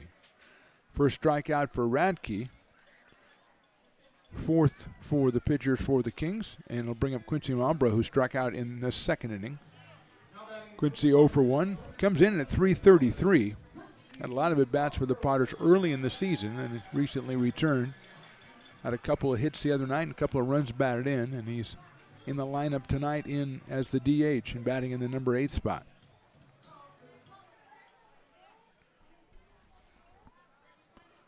Radke, the second pitcher for the Kings. Malbrough hits a short chopper out to shortstop. Chance has it. He's going to have time. Throws a little high and safe at first. No, he calls him out. He tagged him going through. It looked like he had hit the base already. I don't know. I would like to see somebody from the Potters come out and contest that, but I guess they were right there. And if they said the third base coach Malone is asking, it looked to me like he came off the bag and tagged him was on the bag, but right there. And now the first base coach, Meunier, is going to go out and talk to him a little bit. All you do is ask and see if somebody else has a better look at it, but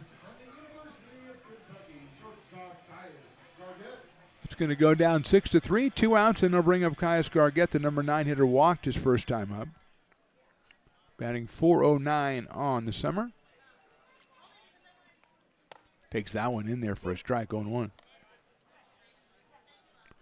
Got to give credit to Lizzle over at first base. He got up off the ground and made the tag on Malbrough going by. So another good play by the Kings defensively.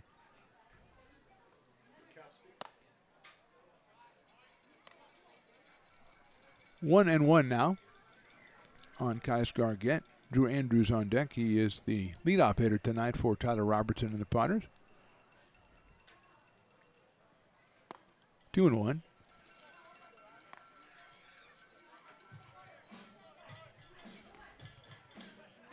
Caius out at shortstop for the Potters. Also played some third and some second this summer. 2-1 pitch. Watches that one go low for a ball, 3-1. Still early in this game, just the bottom of the fourth inning. Tied at 3. Luke Kapspeak, left-hander, still warming up for the Potters in their bullpen. Kings also with action. Line drive down the left field line. It's slicing. Let's see. It's fair. Chasing it is Gwynn in left field. Gargette's rounding first. He's going to head for second. He's going to get in there easily. So it's a stand-up double for Caius Gargett, which makes that other call really important. That is 4 hits for the Potters, and since he got a double, that means there's a row here in one of the sections that's going to get in and out double-doubles because he got a double. If they turn a double play or get a double, then they pick out a random row. Riley, I'll tell you, it's a great deal. You're sitting in the row, all of a sudden you're getting double-doubles. How great is that? Here's Drew Andrews. Grounded to second, hit into a fielder's choice. So he is 0 for 2 so far, the left fielder. Radke's first pitch is in the dirt. Nice block by Coupland to keep the runner at second base, 1-0. Grounded to second in the first inning, then hit a ground ball to short, which was turned into a forced play at second base to end the bottom of the second inning. Now he's up here with Gargett at second. And a 1-ball, no-strike count. Brett Ott on deck.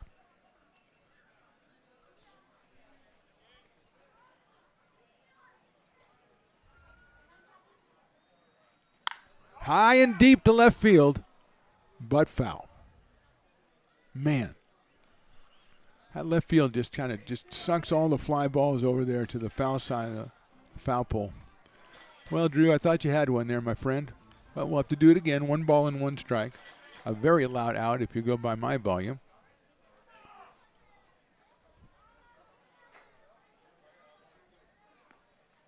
Gargett getting a good lead at second base. Andrews takes a breaking ball, beauty in there for a strike. 1-2 on Drew.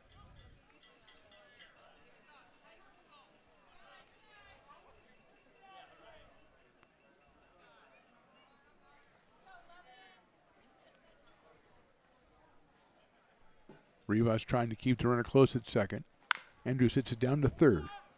Rodriguez all the way across the diamond to first to get him by a half a step at first base. And that's the inning for the Potters. 1 hit, they left 1. We go to the top of the 5th. We're all tied at 3.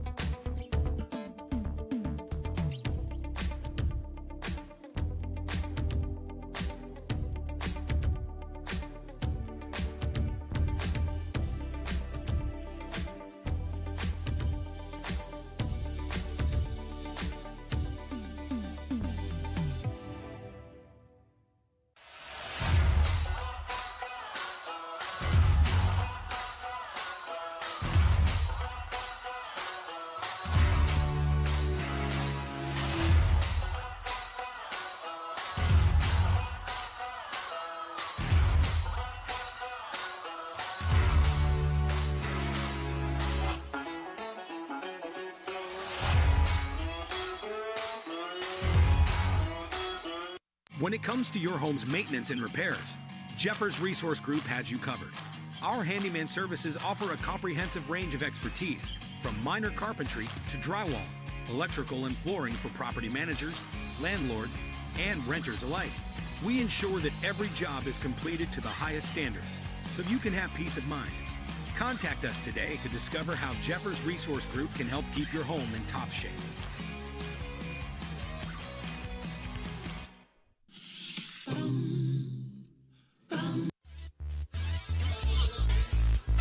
Top of the 5th inning, the Farmers' 5th inning. So if the first batter is retired, it's half price off Farmers Brewing Company. Why not? Let's just do it. We got a new pitcher. It's Luke Kapspeak, the left-hander out of Arbuckle, California.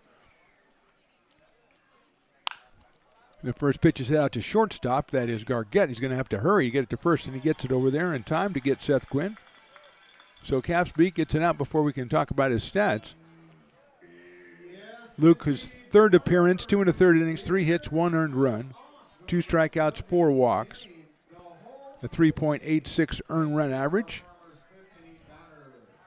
And he is, as we said, out of Arbuckle, California, headed to the University of Washington. He retires the Farmers batter, so it's half off Farmers for the inning, so everybody will drink fine. Chopper out in front of the plate. I think that's going to be a foul ball. Capspeak has it. No, it's not a foul ball. It's a fair ball. And Cortez just stands there. They're going to have to ask when the base umpires to say if it went off Anthony. Let's see. I think they did. He signaled that it was fair, but then I think he was overruled by a base umpire. Cortez is just like, that was totally a foul ball off me, man. I'm glad you guys figured it out. Sometimes the justice system works, okay? And that time the base umpire stepped in, made the call. 0-1. High fly ball, short center field. Ott coming in. And he'll make the catch in short right center field for the second out. So Capspeak gets 2 outs quickly here, and they'll face Josiah Rodriguez, who has a couple of singles in tonight's game and has scored a couple of runs. 265 on the campaign for Josiah. Singled and scored in the second inning, singled and scored in the fourth inning. Was 0 for 3 in last night's game 1. That one's in the dirt from Capspeak. 1 ball and no strikes. Coupland, who's got a couple of hits, he's on deck. So Rodriguez and Coupland, the 5 and 6 spots, are 4 for 4, and they've scored 3 runs. And since that's all the Kings have, I'd say that's pretty important. Breaking ball is ball 2.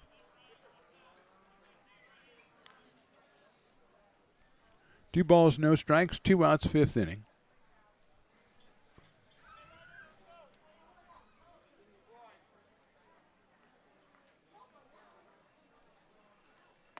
That breaking ball's in there for a strike. Update top of the 4th now from Humboldt. The Rogues lead the Crabs 4-2. Fastball's inside, 3-1. That 3-game series is going to go a long way toward deciding that number 2 spot in the PEL. Obviously, this one is as well. And then the Potters next week have 5 league games. Sharply grounded out toward shortstop. Gargett waits for it. He's got it. And over to first for the out. So good inning for Capspeak. 1, 2, 3. We go to the bottom of the 5th, all tied at 3. American River College is a top-tier community college sports program that provides student athletes with the opportunity to thrive both athletically and academically. ARC Athletics is currently ranked 5th in the state and 2nd in Northern California. With over 19 sports programs, our athletes compete with the region's best athletes. Our diverse and dedicated coaching staff helps athletes develop the skills necessary to compete at the next level. Start your community college athletics journey with us. American River College, Sacramento's best athletic program. Go Beavers.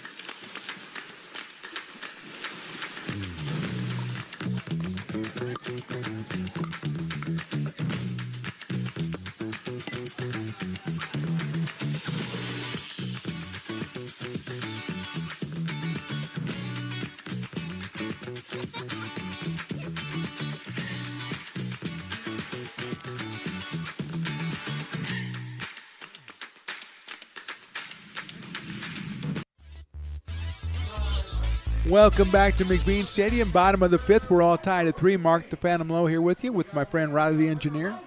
Willie Preston doing the PA announcements in the stadium. He is the best in the business. Carson on the track man. Lauren working point streak today, trying to get back in my good graces. I don't know if it's going to work, but we should probably talk to Lauren later on tonight.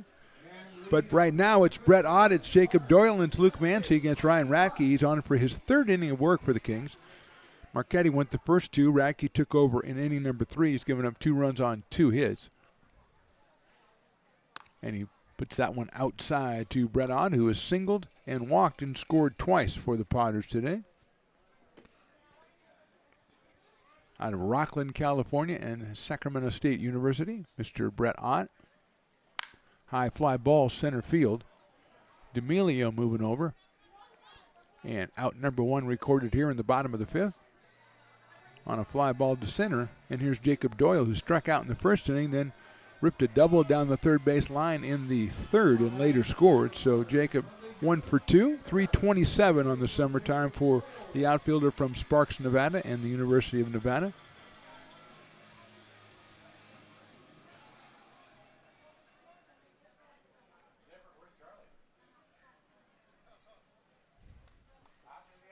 Look out, Doyle. That is going to breaking ball is going to hit him on the left thigh, and he'll go down to first base and probably steal second if I know Jacob Doyle. He's at first base, and that'll bring up Luke Mancy, who's got an RBI double and a sacrifice fly for himself tonight. So he's 1 for 1 with 2 RBI. Pushes him up to 15 on the summer. Out of the University of New Mexico, left-hand hitting second baseman. 262 for Luke coming in. Got Doyle down at first base now, and 1 out here in the 5th.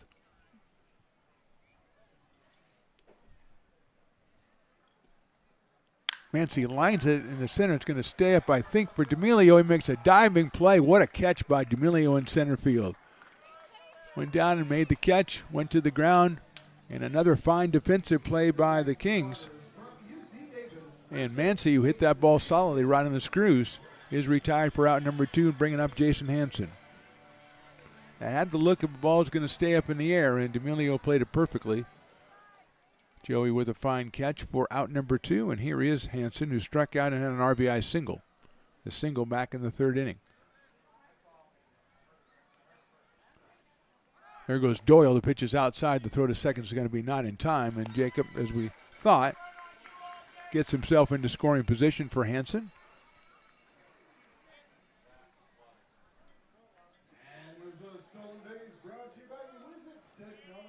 So Hansen with a 1-ball, no-strike count.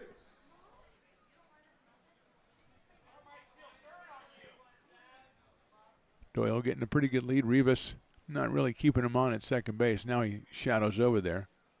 Radke to the plate. Hansen lines it to right field. That's a base hit. Doyle will come around third. I don't know if they're going to send him. The ball is bobbled in right field, though, and he'll score. So Hansen delivers another hit. Lee having trouble with it in right field. Second RBI single for Hansen, and the Potters are back on top 4-3. Jason started off with a strikeout, but since then it's a single and a single. Doyle scoring his second run of the game, and will bring up Eli Small, who was hit by a pitch in the second, then hit a line drive back up the middle that Radke, while he was falling down to get out of the way, put his glove up and caught it and turned it into a double play. Fortunate, perhaps, but it's still an incredible play. And incredibly frustrating for Eli Small. Eli takes a fastball inside. 1-0. Oh, nachos. Whenever somebody brings nachos up, it doesn't matter. I'm transfixed by nachos. And shaved ice. And dogs. And, of course, quesadillas. 1-0 coming up to Eli. Line drive up the middle, not catching that one. That is into center field for a base hit. So he got that one up a little higher. He learned his lesson. It's a smart hitter right there, Eli Small. Hansen goes to second. Second hit of the inning, and the 6th hit for the Potters, and Cole Dillon comes to the plate. He has popped to second and struck out. Do have activity in the Kings bullpen, but nobody up and throwing. They're stretching it out, throwing against the fence and doing all kinds of loosening up things. So they probably thought Radke was going to take care of this inning, then they'd make a change. But the Potters have struck for a run. They have 2 on and 2 out. And Dillon at the plate.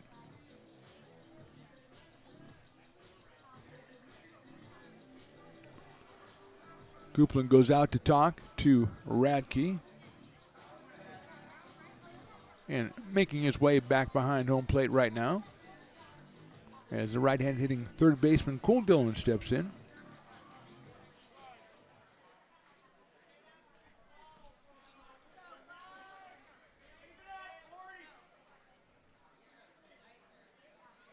Dillon check swing. Did he check it? He did. 1-0.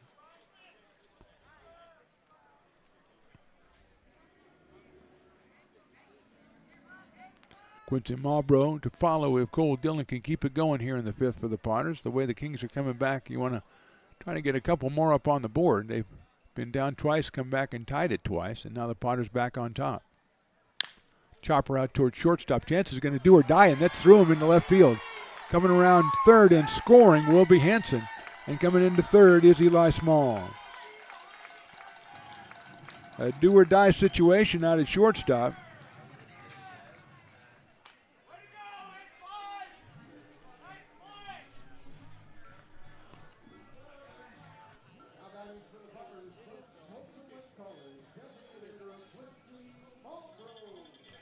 So here's Quincy Marlboro as the Potters have scored twice here in the inning. Dillon at first and Small over at third.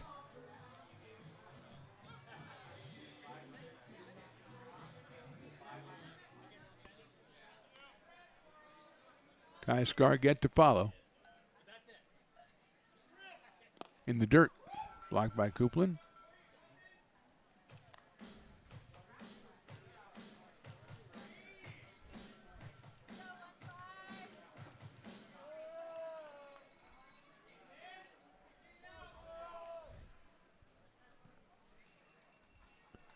One and 0.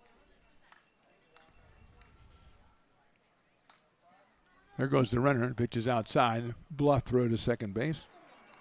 And Dillon is down there.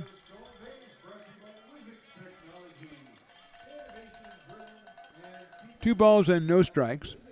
Marlboro is struck out and grounded out to shortstop. Kai Scargett, who's a hot hitter, on deck for the Potters. Fastball's in there for a strike. 2-1.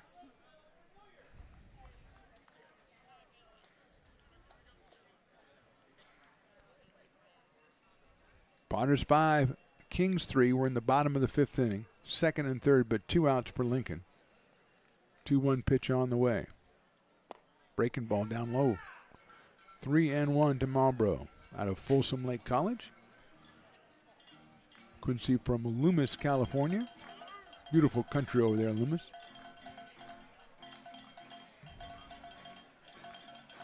Still no one throwing in the pen, it looks like, for the Kings. A lot of movement out there.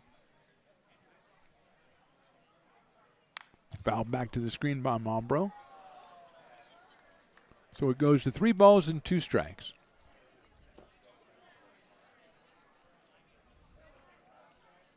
Hit batter, 2 singles and an error in the inning. Conspired to give the Potters 2 runs.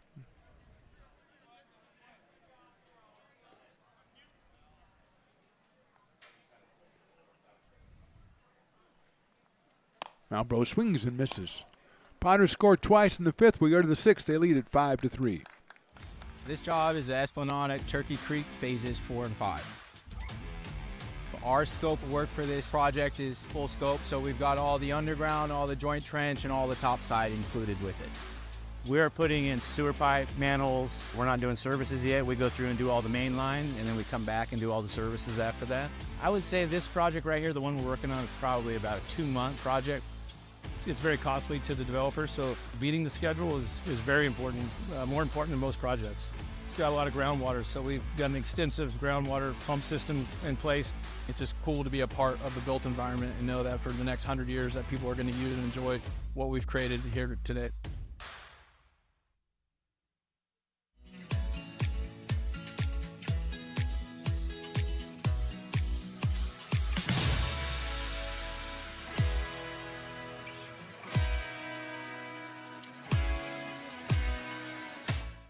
I'm Bill Spear, North Valley president of 5 Star Bank. In a time when business can feel so uncertain, we're here for you every step of the way. I know they have a lot of bells and whistles within their bank, but just the relationship piece here locally on the business side is huge for us. 5-Star treats us like we're number one. They're right there with suggestions, with help. So I have to bank with people that have our mission in mind. We're 5-Star Bank. How can we help you?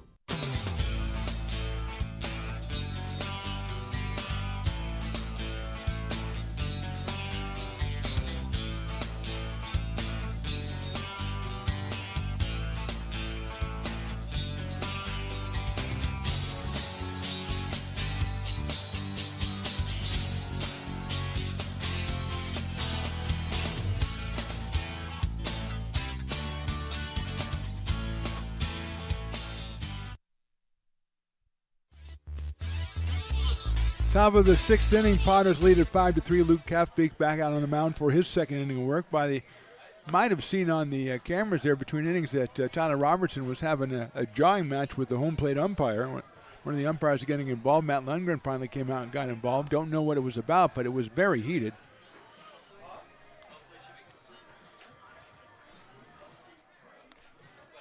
Joey Kuplin is our first hitter. Kuplin with a couple of hits already today in the second and in the fourth. Kaffbeek's first pitch is a little bit inside for a ball. Joey came in 2 for 12, but has 2 hits tonight and a run scored. Popped that one up left field way. Going out the shortstop, Gargett. He's going to call for it and make the catch for the first out. So Kuplin is out for the first time. That'll bring up Jaden Lee, who has struck out and singled.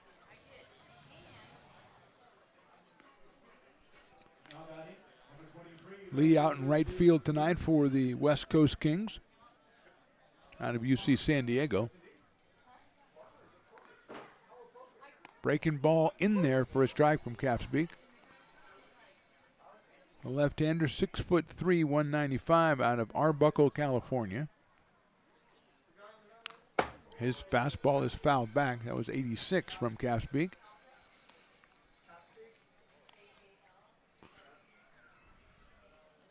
Paul Lizzle is on deck, the first baseman.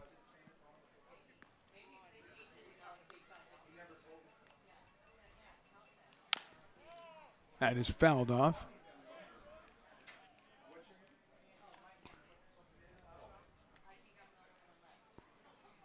Oh and 2 on Jaden Lee here in the 6th inning.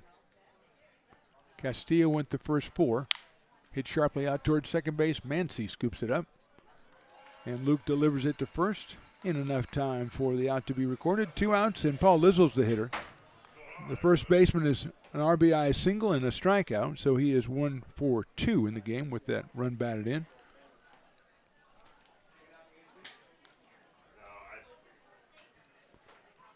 Manager Tyler Robertson has decided to come up and talk to Willie for some reason, unofficially. Perhaps he's not allowed on the field anymore. That's just speculation. Breaking ball. Inside or high, take your pick. 1-0.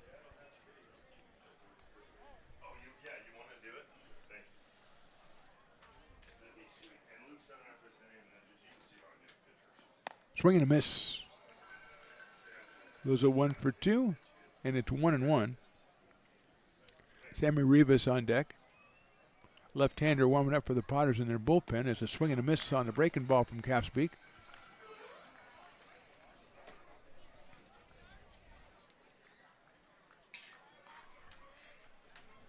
One and 2. Another breaking ball. That is called strike 3 inside corner. So 6 up and 6 down for Kaffbeek. Through the 6th inning, we go to the bottom of the 6th. Potters lead at 5-3. Hi, Bill Evans, President of the Placer County Association of Realtors. We're in the store, our conference facilities, an amazing team helps keep together an amazing organization. And we thank them all. This organization can't do what it does and can't run the way it runs without the help of so many members volunteering their time. The success of the Placer County Association of Realtors is largely dependent on our active volunteer members to help our organization and industry. The work of our committees greatly impacts our ability to champion efforts across the board and giving back to the Placer County community wherever we can. Like all service organizations, I wanted to serve. And getting involved with the affiliate committee was the perfect way to do that. I love being able to serve my community with my business friends and other leaders and give back to those who are in need. The thing I love about the PCAR committees is they all work toward the same goal of bringing the community together to support those in need in our surrounding area. I instantly came to the meeting and had a wonderful time, felt like I was a part of something bigger, and it was just the start of my leadership journey.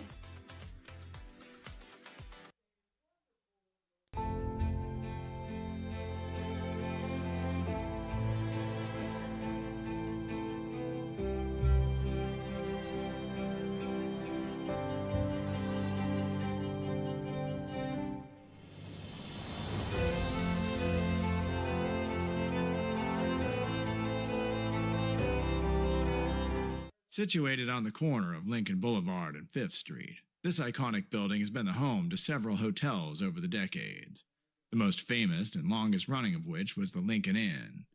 Having undergone several renovations and architectural changes, this building is the current home of Old Town Pizza, which boasts not one but 2 floors for your dining enjoyment, including open-air seating on the roof.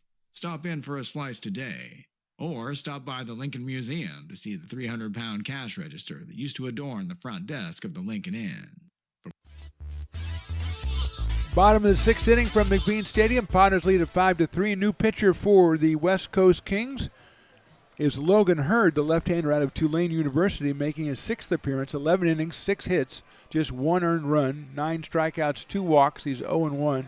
With an 0.81 earned run average. So he has been tough so far for the West Coast Kings. He'll take on Caius Gargett, who will bat right-handed against the left-hander, then Drew Andrews and Brett Ott. Fastball is inside at 88. 1 ball and no strikes. Tyler Robertson is up here visiting Willie because he's no longer allowed on the field.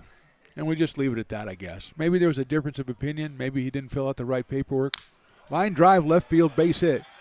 Gargett continues his hot inning. He's got 2 hits and a walk tonight. Came in at 409. Hit number 7 for the Potters in this one, and here's Drew Andrews.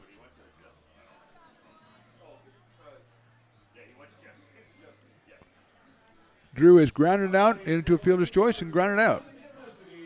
Out of William Jessup, grounded out to short, 2nd and 3rd so far in this one. Shows a bunt. It's a beauty down the third base line. Picked up by Hurd. He'll have no play. He'll throw to first, but it is very, very late. Andrews with a perfect bunt. 2 hits in a row for the Potters here in the 6th inning. Gargett at 2nd, and that'll bring up Brett Ott, who singled, walked, and fly deep to center. See if Rodriguez plays up at third base. Thinking Ott might try to drop one down. Brett out of Rockland, California, Sacramento State. Potters lead at 5-3. We're in the bottom of the 6th inning. Luke Kapspeak with an excellent relief job, retired 6 in a row, and stands to be the winning pitcher if the Potters can hold on as Ott watches that one go outside.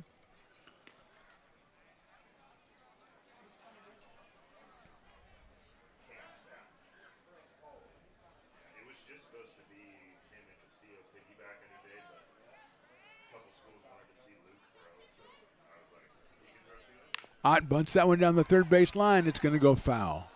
That would have been trouble had it stayed fair as well, but it did not, so it is not trouble, and it's 1 ball and 1 strike.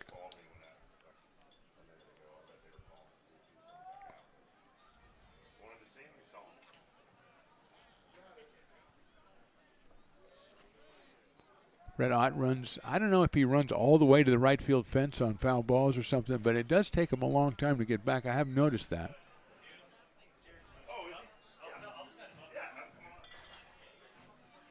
1 ball, 1 strike, no outs here in the 6th.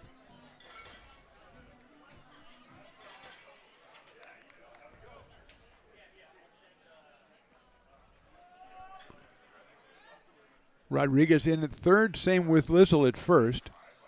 trying to keep runner Gargett close at second. There's a little blooper over the screen on a swing away by Ott, so it'll be 1 ball and 2 strikes.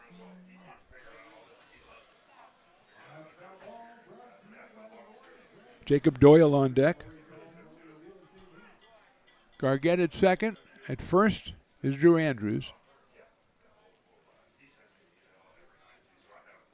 That's outside.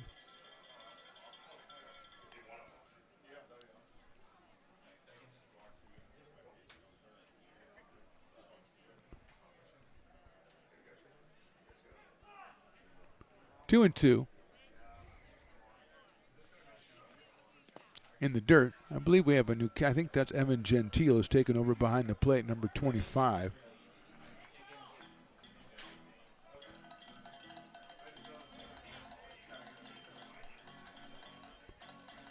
Three balls and 2 strikes. Nobody out here in the 6th.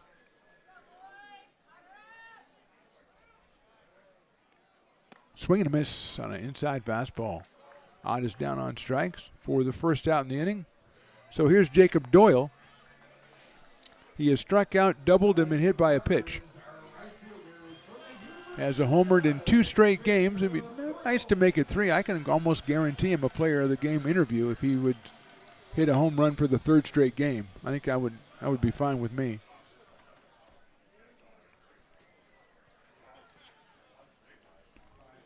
Swings and misses. He kind of was thinking of one right there, but that fastball got by him at 89 from Logan Hurd.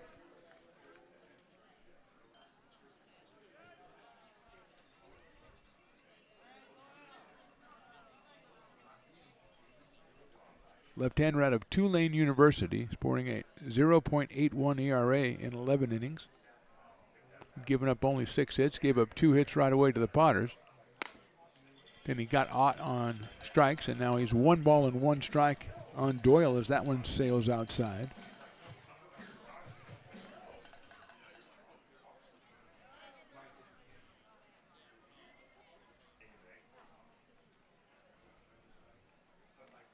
Jacob fouls that one back to the screen, 1 and 2. The front row patrons there kind of recoiling instinctively as that one hurls back towards them. Or hurdles back toward them. Yeah, hurdles I think would be better. 1 and 2 on Doyle as Luke Mancy waits on deck.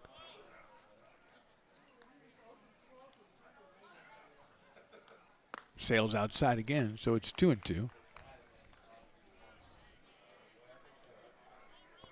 Potters won last night 4-2. They lead tonight 5-3. Trying to grab that second place spot in the PEL. And they're hot and heavy with Medford and with Solano and with Humboldt. Outside again, 3 and 2. Last we saw, Medford was on top against Humboldt, but I thought Carson said something about tied up, so we'll have to check the scoreboard. So we look at a 3-2 pitch from Jacob Doyle.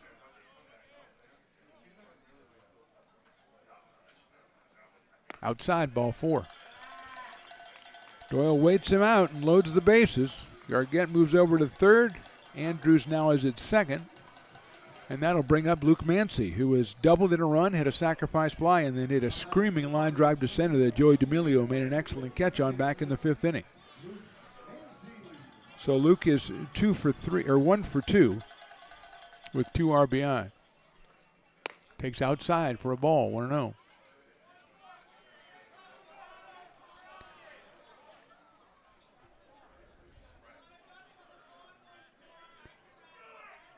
Left-hander against left-hander. Mancy out of University of New Mexico. Heard from Tulane University. Inside goes all the way back, but it's going to bounce right back. And knowing that at third base, Gargett just stayed put. No thought whatsoever of trying to advance on that, not unless it goes down one of the baselines where you try to go here. 2-0. Mancy looking for something he can jump on here.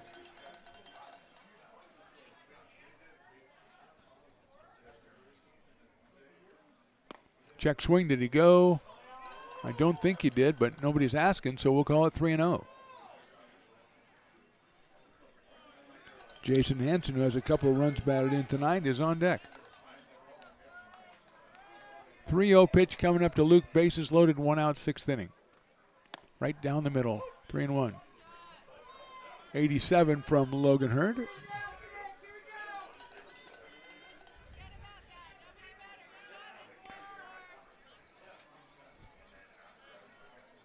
Straight away in the outfield for the Kings.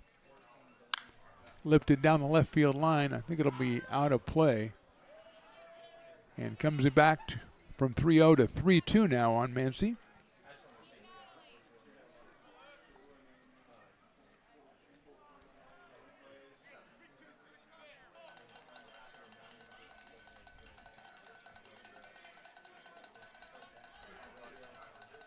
Here's the 3-2. Grounder out towards second base. To second for 1. The return throw to first. They got him at first. A double play. The Kings get out of it. 4-6-3. Rivas to Chance to Lizzle at first base. So the Potters don't score in the 6th. We go to the 7th. They're still on top, 5-3. Astro Air Design Incorporated, where you feel the difference. We are a locally owned and operated heating, air conditioning, and custom sheet metal company committed to the highest quality of craftsmanship at a competitive price. Our trained and certified technicians have the knowledge and experience required to install, maintain, or repair your home comfort solutions. Our upfront pricing gives you the peace of mind because you know your price is locked in. Call Astro Air Design Incorporated today. Here in Michigan, we do more than just survive the winter. We thrive during it.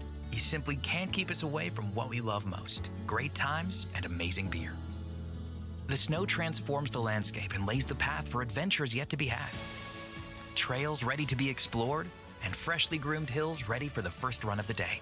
And later, as the sun descends, it's time to unwind with great conversation and even better friends. Experience a taste of Michigan winter with Founders Brewing Company, born and brewed in Michigan.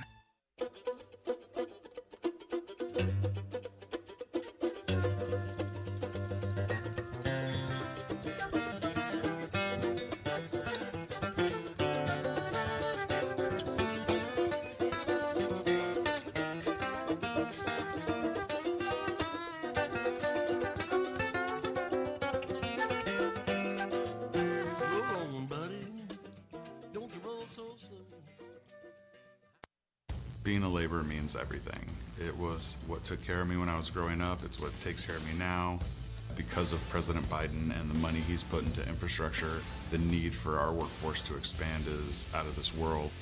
When our members are able to go to work on these big projects that are funded by Biden's economic investments, it means continued growth in their wages, in their pensions, in their health benefits. It means they're going to be able to take care of their families.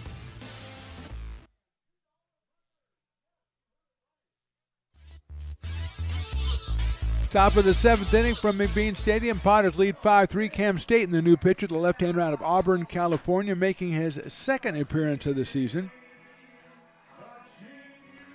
3 2/3 innings, 6 hits, 6 strikeouts, 3 walks.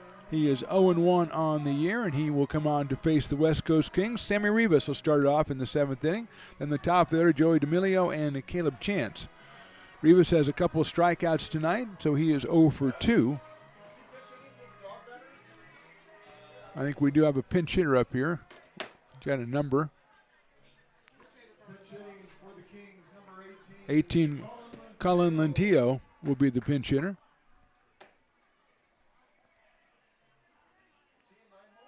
Takes a high fastball.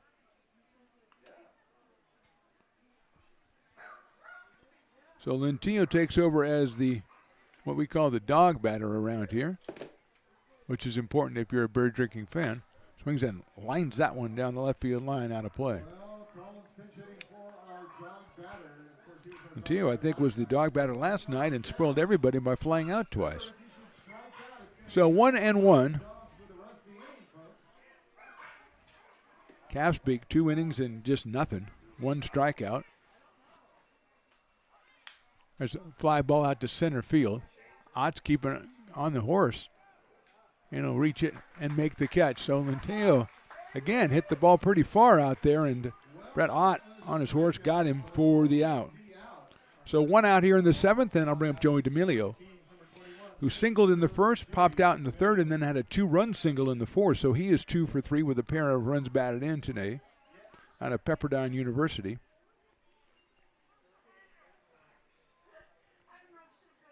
Fastball is in there for a strike at 86. 0-1. And Tio hit that one pretty far into left center field, and Ott had to go quite a ways to pull it down. Popped up out of play, 0-2. On D'Amelio with Caleb Chance to follow. And that foul ball brought to you by Sam Burns, lawyer specializing in DUI and marijuana defense. Visit them online at bettercallsam.law.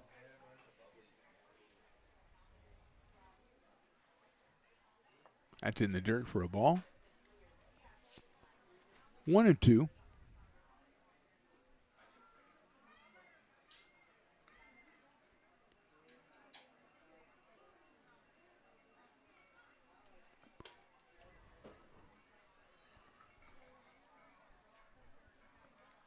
Emilio coming in was 222 on the year. Swings and misses off speed pitch. Gets him on strikes. First strikeout for Staten. His 7th of the season, and there's Caleb Chance, who's flied to center, singled, and flied to center again.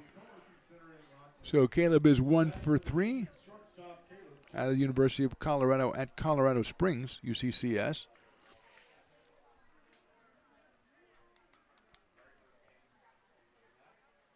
Fastball on the inside corner, call strike, and Caleb did not agree.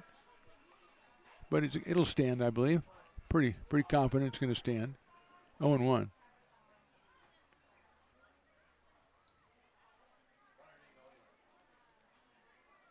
Swing and a miss. That fastball was by him on the outside corner. 0-2.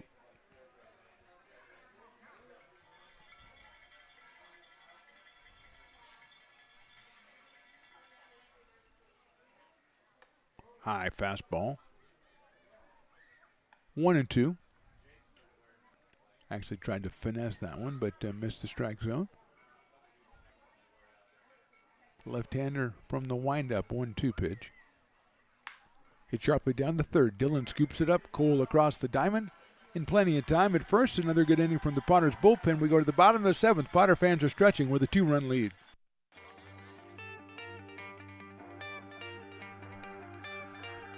Gooseport Public House. We have sports on 10 big screen TVs, 23 beer taps with classics and crafts, a full bar with creative craft mixed drinks, live music, and most importantly, great fresh food. In downtown Roseville off Vernon Street. Only 15 minutes from the ballpark. See ya at Gooseport.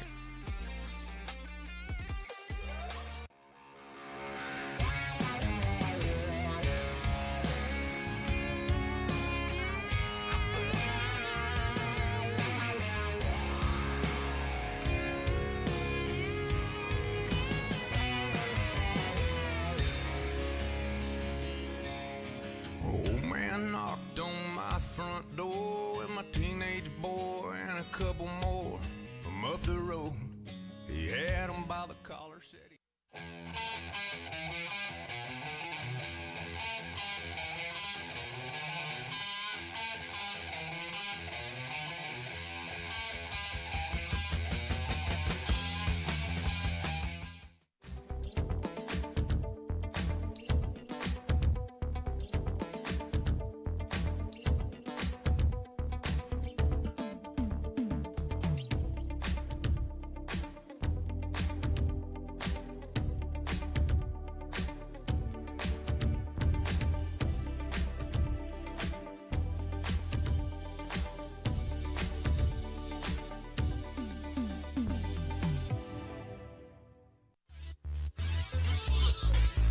Bottom of inning number 7 will be Jason Hansen, Eli Small, and Cole Dillon against the left-hander Logan Hurd, who got out of a bases-loaded jam in the 6th inning, getting the double play from Luke Mancy. So here's Hansen, who struck out in the 1st and then had RBI singles in the 3rd and the 5th and scored a run in the 5th. So Jason making a big impression tonight. He had been 0 for 3. That is a ball, 1-0.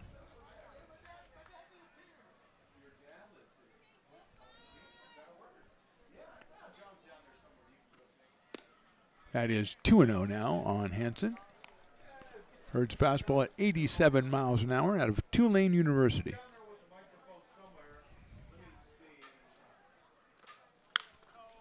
Pops that one up right side. Second baseman going out and making the catch.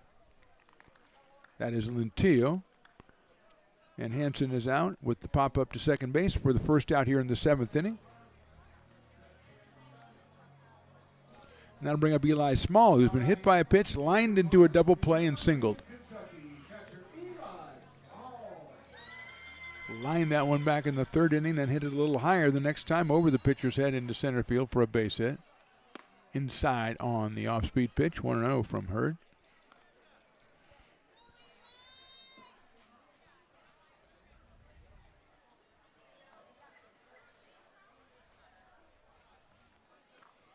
That one hit him, and he was mad because it was a sailing inside fastball at 88, and that's Eli's second time he was hit today.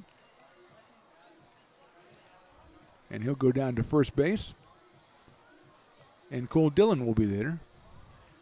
Cole popped to second, struck out, and then hit a ground ball that Chance tried to make a quick swipe on back in the 5th inning and couldn't do it, and the run scored, so he was on. Ruled an error, so he's 0 for 3, but he was instrumental in getting that run in for the Potters, putting the ball in play. And he's up here with Small at first base and 1 out. Quincy Malbrough to follow. Fastball's in there for a strike. Right around 87, 88 for Logan Hurd. Comes in with an 0.81 ERA. His 6th appearance of the season. Sails that fastball high and outside. Evens the count up at 1-1 on Cole Dillon from Rockwall, Texas.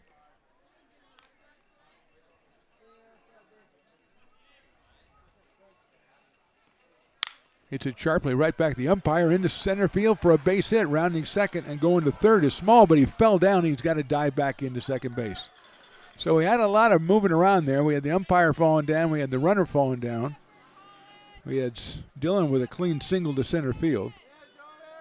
That is hit number 10 for the Potters, and that's a good sign.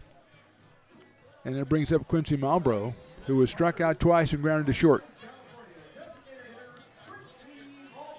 Out of Loomis, California, and Folsom Lake College.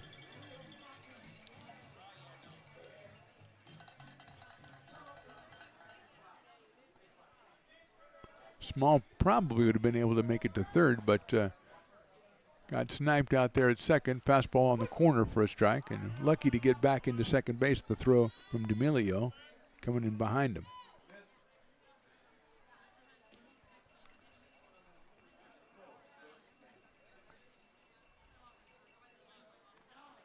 Fastball misses outside, just a little bit off the corner, 1-1.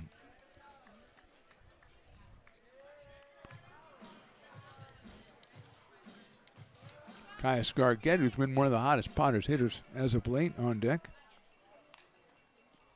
Malbrough takes strike 2. Looks like Mike Lavanier is taken over at third as Tyler Robertson was thrown out of the game, so that means probably Tyler Malone moved into the manager's spot and Lavanier went over to third. I think we got a player at first. That is a fastball on the outside corner, call strike 3.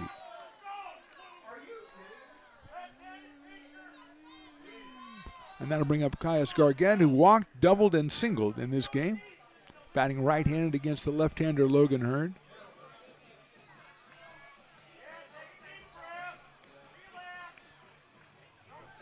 Caius taking his time as Small is at second. Dillon is over at first. Caius 409 on the season. Can really help out the Potters here with another run. We got yelling going on, the ball, a loose ball over here. Coming out of the bullpen from the Kings. So it's, ease the tensions. It's all good.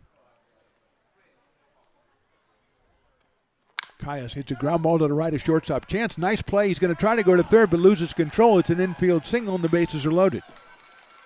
Great job by Chance to get to that one, and we tried to throw it. Couldn't get control. Gargette's going to get credit for a single, his third hit of the night, and that loads the bases for Drew Andrews. Drew is grounded out to second, third, and short, and then sacrifice bunted his way on in the sixth. Josh Rhodes, the right-hander out of Chico State, warming up for the West Coast Kings, as the Potters, for the second inning in a row, have loaded the bases against left-hander Logan Hurd. Andrews hits it high and deep to left field. If that stays fair, it's gone. It is a grand slam home run. Welcome to the Potters, Drew Andrews.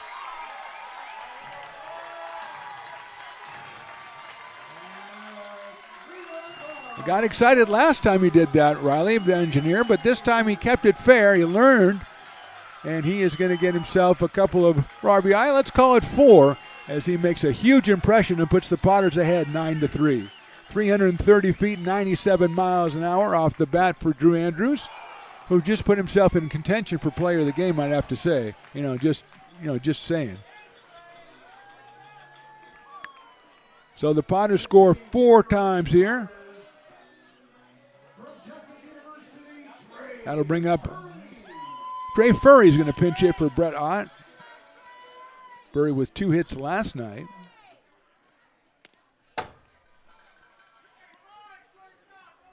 Brett was 1 for 3, scored 2 runs while he was in there. We'll have to see how the Potters run their outfield out there when the top of the 8th inning. But for now, it's Trey Furry at the plate. Swings and fouls that one back. Trey, a Potter legend, as we talked about last night.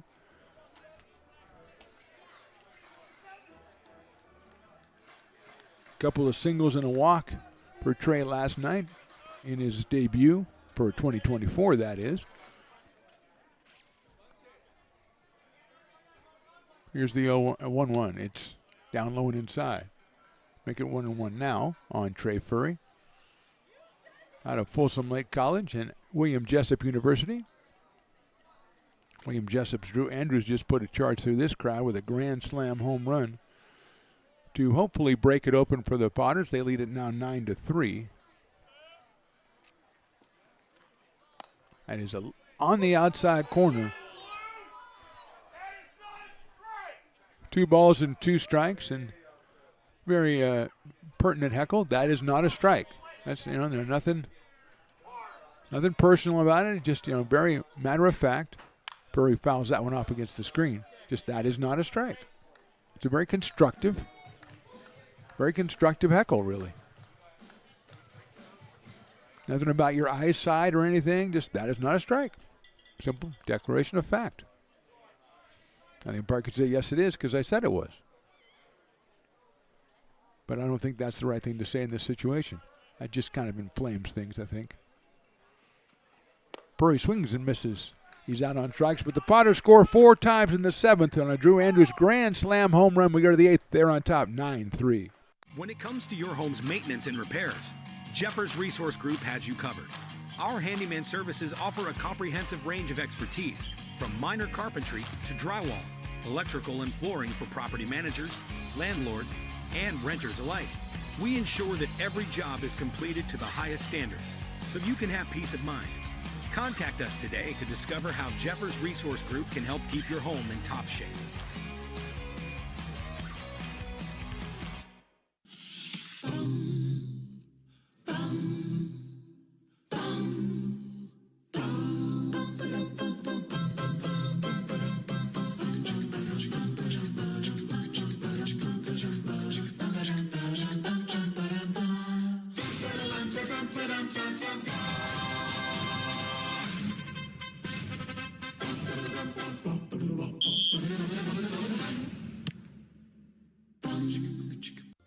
Fans want to keep restoring and renovating historic McBean Stadium? Now you can become a member of Friends of McBean. Annual membership start at $50. Get a 4th of July Potters t-shirt and 4 Potters tickets. Become a member now at friendsofmcbean.org. American River College is a top-tier community college sports program that provides student athletes with the opportunity to thrive both athletically and academically. ARC Athletics is currently ranked 5th in the state and 2nd in Northern California. With over 19 sports programs, our athletes compete with the region's best athletes. Top of the 8th inning, Potters on top 9-3. Cam Staten still on the hill for the Lincoln Potters. He'll face Seth Gwynn, Anthony Cortez, and Josiah Rodriguez, 3, 4, and 5 for the West Coast Kings. Gwynn with a couple strikeouts and a ground out. Takes that fastball inside. 1-0.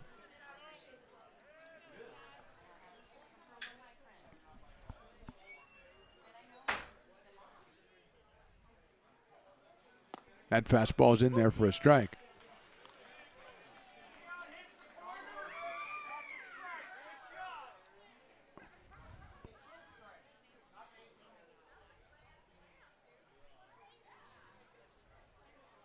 That one is a little bit outside. 2-1. 2 balls at 1 strike. The heckler is on the move down there. Had a comment about that pitch, which I think we could all agree was a little bit high and outside. 2-1 pitch right down the middle. 2-2.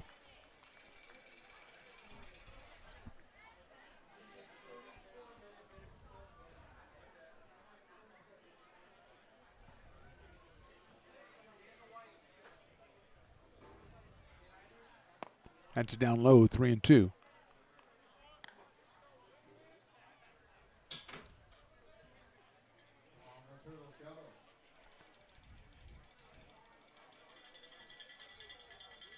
Swing and a miss. The ball gets away, and he's going to get down to first base as he comes all the way back to the screen. So Gwynn strikes out, but he'll get to first base on the wild pitch.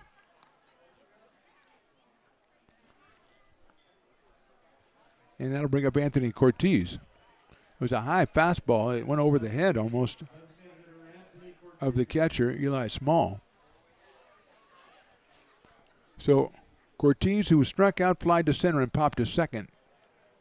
Comes up with Gwynn at first base. He takes one down low for a ball, 1-0.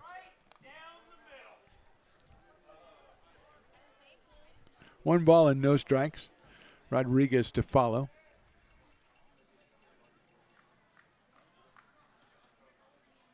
Popped up out of play by Cortez out of Kenyatta College. Designated hitter today. Came in at 226 with a pair of runs batted in for the West Coast Kings, who are 4-13 in conference play. Potters are 10-10 entering tonight's game. Pops that one up, and that will stay in play. Second baseman Mancy coming over. He's going to call for it and make the catch. Closer to first base than second, but he makes the play. And Cortez is out for the first out here in the 8th inning, and Josiah Rodriguez, who's got a couple singles tonight and has grounded to shortstop, will be the hitter. Singled in the second, scored, singled in the fourth and scored, and then grounded to short in the fifth. So Josiah, 2 for 3, came in at 265 out of Point Loma Nazarene University. Got Gwynn down at first base and 1 out. Fastball's in there for a strike.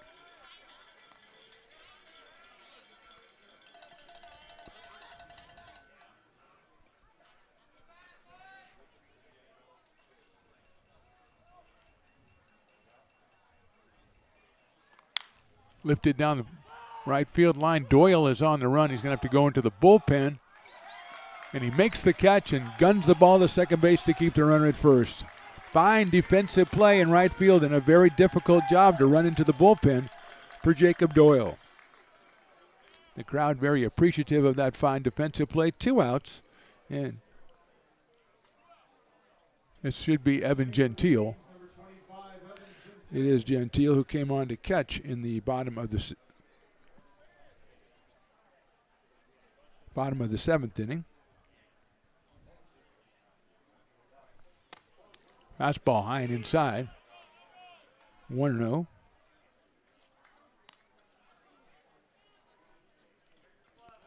Troy Coupland was 2 for 3 while he was in there and scored a run while he was behind the plate, but Gentile took over in the 7th inning defensively, and now he's hitting it here in the top of the 8th with 2 outs.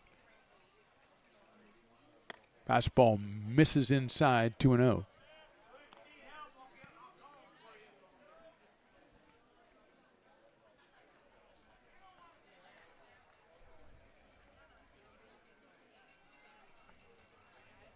2-0 pitch on the way.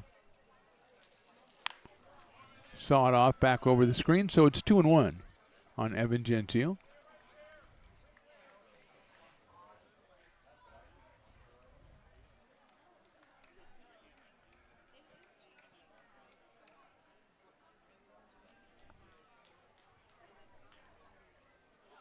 Swing and a miss. Good fastball by Cam Staten.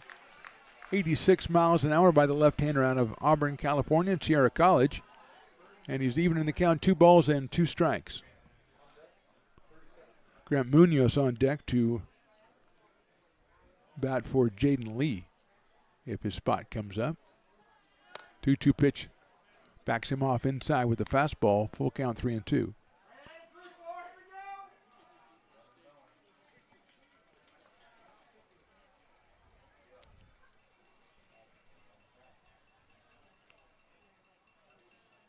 Had his ball 4 inside.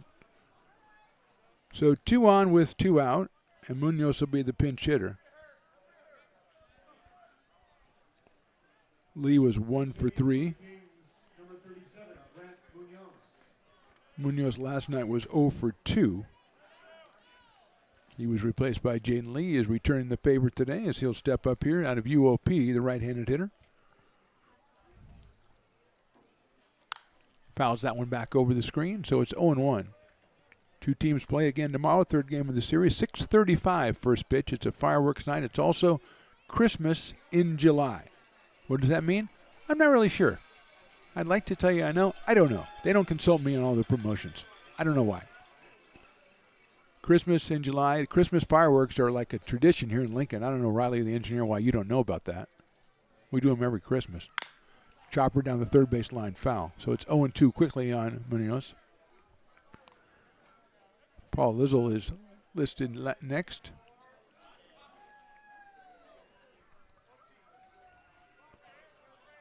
Oh and 2. 2 outs, 2 on here in the 8th. Potters 9, Kings 3. Staten, the 3rd pitcher for the Potters. Fouled off, saves it right there. Castillo went the first 4 innings, gave up 8 hits and 3 runs, struck out 7. And Calfspeak faced 6 batters, retired them all. Staten came on in the 7th, went 1-2-3, struck out the first batter in the 8th, but he reached on a wild pitch. Got the next 2 to make outs, and then a walk to Gentile. And he is 1-2, make that 0-2 on Grant Munoz. Chopper down to 3rd. Dillon, he's going to get it. He's going to take his time to first. It's going to get a low throw on a bounce. Handled over there by Jason Hansen. So good inning for Staten again. We go to the bottom of the 8th. Potters with the lead, 9-3.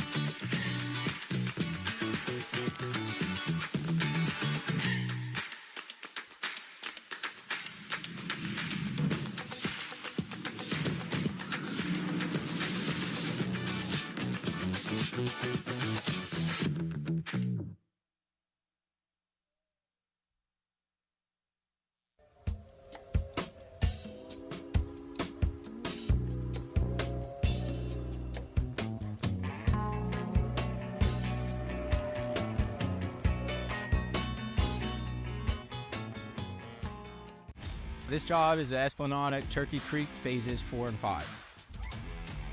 Our scope of work for this project is full scope, so we've got all the underground, all the joint trench, and all the topside included with it.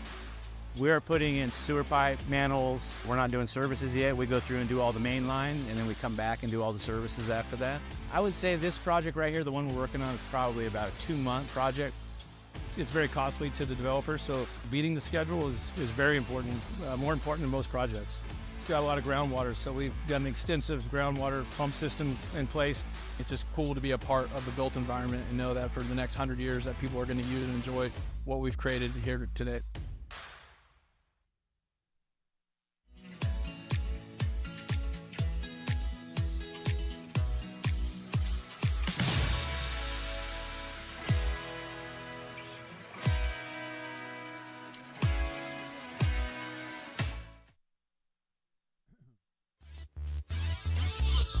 bottom of the 8th inning. Padres on top 9-3. Josh Rhodes, the new pitcher for the West Coast Kings. He's out of Chico State University, making his 5th appearance of the season.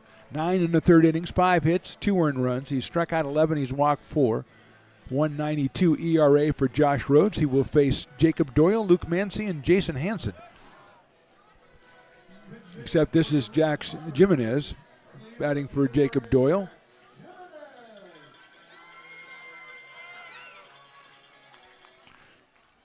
So Jimenez will hit for Doyle, who is 1 for 3, fouls it off, scored 2 runs, actually make that 1 for 2, and scored 2 runs, was hit by a pitch and walked.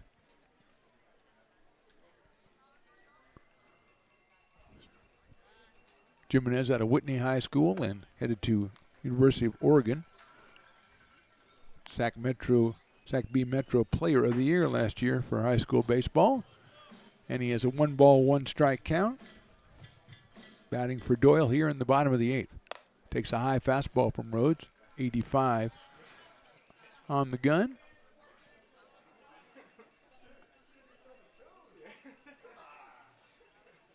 That one is inside and low, or both. Make it low. 3-1.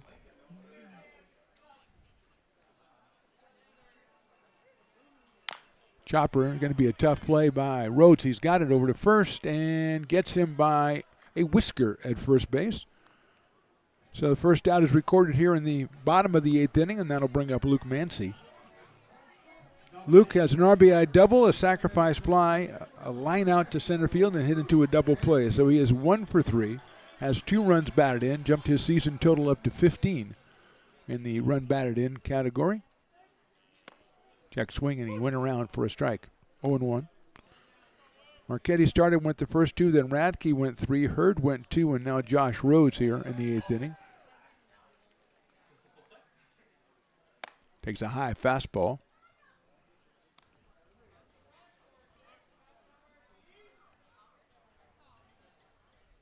One ball, 1 strike. Rhodes from the windup. Down low. 2-1. Mancy 262, had an RBI in last night's game as well. Takes that one outside. 3-1.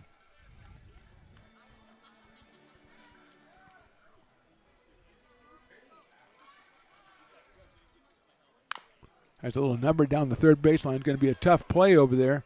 Across the dime for Rodriguez. It's a wild throw, and going to second at least is going to be Mancy. It's pulled down by the right fielder.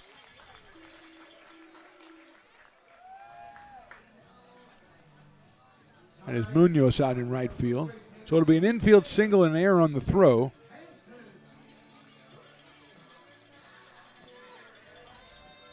Second hit for Luke tonight, and here's Jason Hansen, who's had 2 hits and 2 runs batted in. See, he's 2 for 4.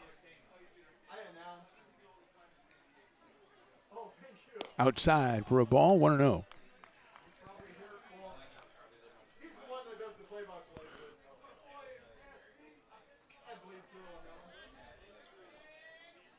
Hansen out of Roseville, California, and UC Davis. RBI singles in the 3rd and the 5th. Takes a fastball on the corner for a strike. 1-1.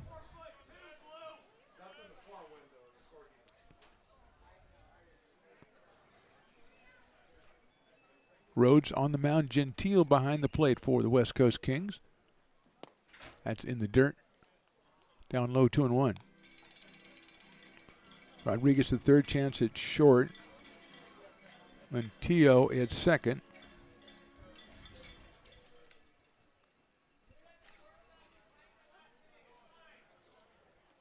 Swing and a miss. Hansen way out ahead of that one.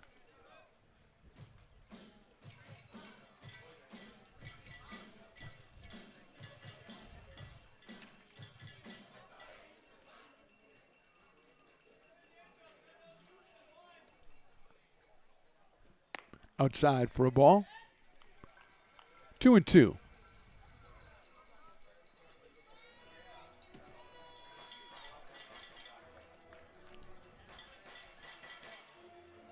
Riley says I have to make it 3-2, so that's what I'm going to do. All right, it's high and inside. Hanson moves away, and he is going to go down to first base. He had to think about it for a while, but decided, you know, something, Riley was right. It was 3-2, and I'm going to go down to first base. Brings up Eli Small, who's been swinging a hot bat today when he's not being hit by a pitch. Ben Brown now playing at first base for the West Coast Kings. Thought that wasn't Lizzle down there. Had to get Riley on the job. Eli has been hit by a pitch, lined into a double play single, and been hit by another pitch. Not the same pitch, a different pitch. Takes that one low and inside for a ball. Potters with 2 on and 1 out here in the 8th. They lead at 9-3. Trying to make it 2 in a row in this series against the West Coast Kings and get them above 500 in conference play at 11-10. Eli takes a strike. 1-1. His single and his line out both hit right on the barrel of the bat, so he has seen it pretty well when it's not hitting him. Came in at 308 with 12 RBI. Takes that one a little bit outside, just a touch, 2-1.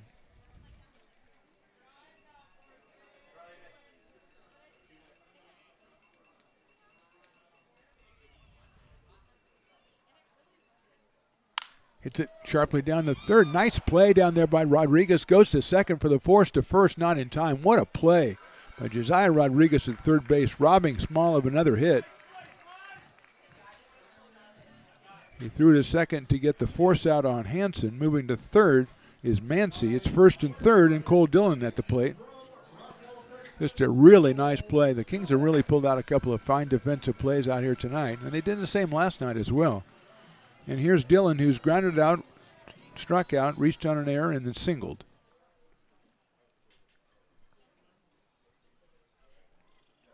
Small at first. You'd think he's going to take off for second. He does. Pitches a strike, and there'll be no throw. They weren't holding him on at first base, and so he just took off for second. 0-1 on Cole Dillon.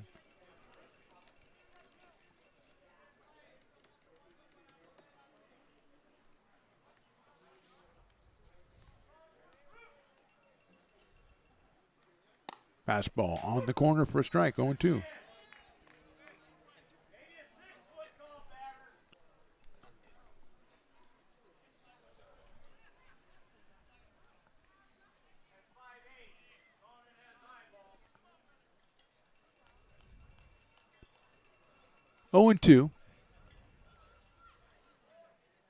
Outside with the breaking pitch. 1-2. Oh, now the heckler was encouraging the umpire. Way to go, Blue. That's nice. That's nice. Foster a little atmosphere of conviviality and then hit him later with a heckle.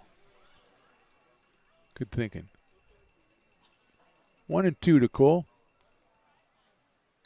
Chops it foul back to the screen. Stays 1-2.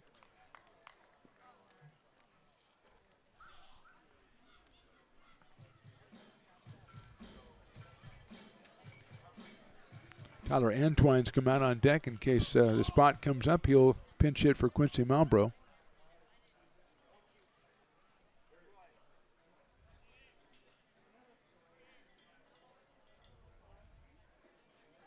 Breaking ball's high.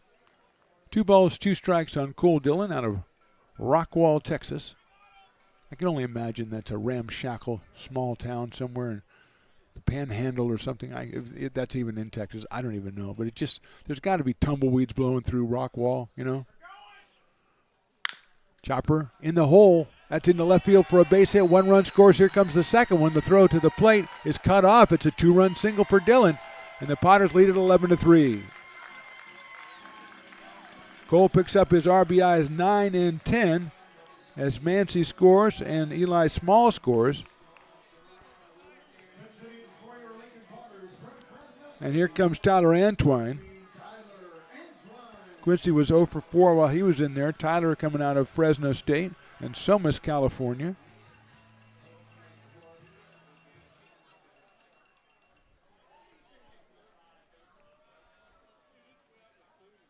In the dirt. Off first base was Dillon, but he was in no man's land, so he went back. So the Potters have been not swinging the hot bats lately. Had 4 runs on Tuesday, had 4 runs last night. They've come up with 11 runs here tonight on 14 hits. And they've had a couple other hits taken away from them. Hard shot to second base. It's off the glove of Lintio and into right field for a base hit. Antoine's going to definitely get a single for that one as the throw comes into third. Dylan is there comfortably. So Tyler picks up a hit. And that'll bring up Caius Gargett. He is 3 for 3 tonight with a walk, a double, and 2 singles. Caius, a switch hitter, batting left-handed. Getting 4 on-base appearances from your number 9 hitter with 3 hits and a walk is pretty good. Drew Andrews is on deck.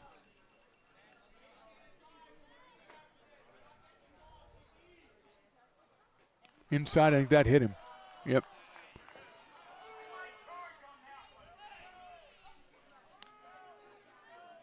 That'll load the bases. Caius is on base for the 5th time tonight, and that brings up Drew Andrews. Last time he got out with the bases loaded, perhaps you remember what happened, Riley the engineer. It was a no-doubt grand slam home run. I think you do remember that one. Yeah, I know you don't pay a lot of attention, but I think you do remember that one. And so here comes Drew. He's 2 for 5 with a home run and a single, 4 runs batted in. Fastball is outside, 1-0.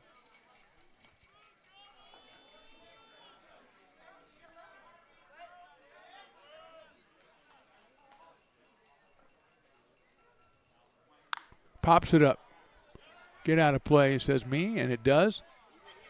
Oh, I thought it might hit the top of the tarp, but it went around behind us. Oh, we might get some action on that one. 1 ball and 1 strike on Drew Andrews. Grounded out in the first, in the second, and in the fourth. Then a bunt single in the 6th. And then the grand slam home run in the 7th. That broke this game open. It's a grounder out towards second base. Slowly hit. Lintio has it. Goes to first for the out. And that's the inning. Potters score 2. We go to the top of the 9th inning. Potters on top 11-3. Hi, Bill Evans, President of the Placer County Association of Realtors. We're in the store, our conference facilities, an amazing team help us keep together an amazing organization. And we thank them all. This organization can't do what it does and can't run the way it runs without the help of so many members volunteering their time. The success of the Placer County Association of Realtors is largely dependent on our active volunteer members to help our organization and industry. The work of our committees greatly impacts our ability to champion efforts across the board and giving back to the Placer County community wherever we can. Like all service organizations, I wanted to serve. And getting involved with the affiliate committee was the perfect way to do that. I love being able to serve my community with my business friends and other leaders and give back to those who are in need. The thing I love about the PCAR committees is they all work toward the same goal of bringing the community together to support those in need in our surrounding area. I instantly came to the meeting and had a wonderful time, felt like I was a part of something bigger, and it was just the start of my leadership journey. I'm Bill Spear, North Valley President of 5 Star Bank. In a time when business can feel so uncertain, we're here for you every step of the way. I know they have a lot of bells and whistles within their bank, but just the relationship piece here locally on the business side is huge for us. 5 Star treats us like we're number 1. They're right there with suggestions, with help. So I have to bank with people that have our mission in mind. We're 5 Star Bank. How can we help you?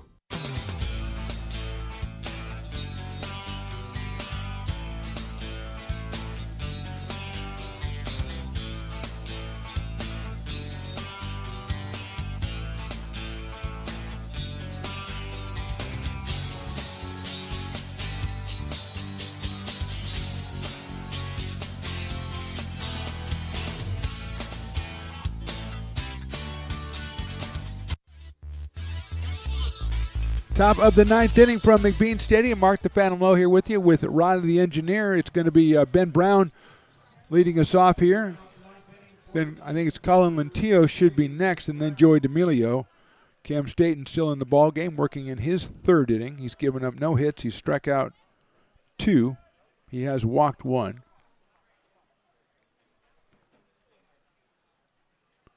So Brown steps in. Ben from Folsom Lake College. Fastball is outside from Staten. 1 ball and no strikes.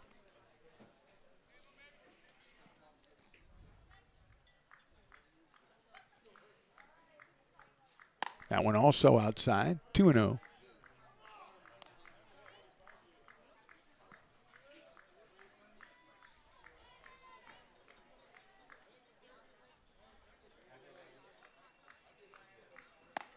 Gets the call strike there. 2-1. Lizzo was 1 for 3 with an RBI while he was in there. And now Brown, who took over in the 8th inning defensively. 2-1 pitch is down low, 3-1.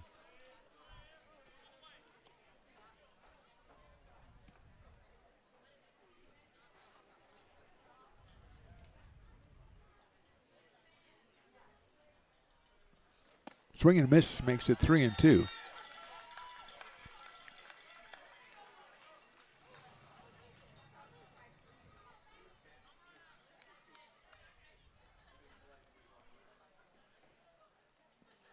Swings and misses and got him.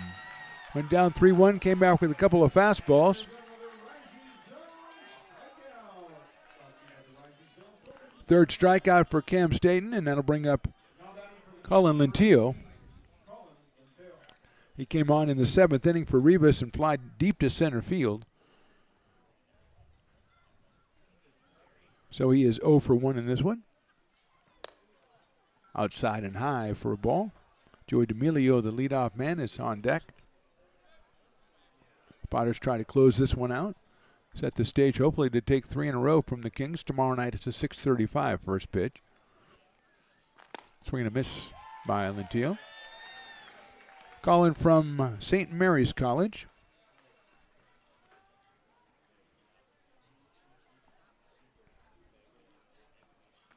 Line drive center field. It's going to stay up. Coming on is Murray. No, it drops in front of him in center field. Looked like it was going to stay up. It was hit well by Lentillo, as was his first one. It's a single. First hit off of Staten. First hit since the 4th inning for the West Coast Kings. And it'll bring up Joey D'Amelio. Joey out of Pepperdine University. He is 2 for 4 in this one. Takes a high fastball. Singled in the first, singled in the 4th. Drove in 2 runs with that single in the 4th. That tied the game at 3 for the Kings. Since then, it's been all Potters as they lead at 11-3. Swing and a miss.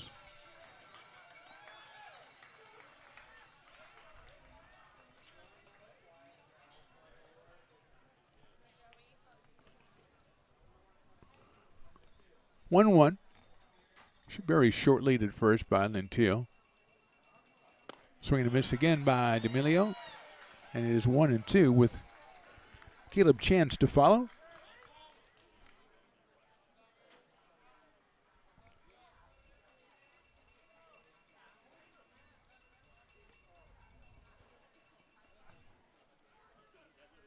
One ball, 2 strikes. Swings and misses. It got him on strikes. Second strikeout of the inning for Cam Staten. And that'll bring up Caleb Chance.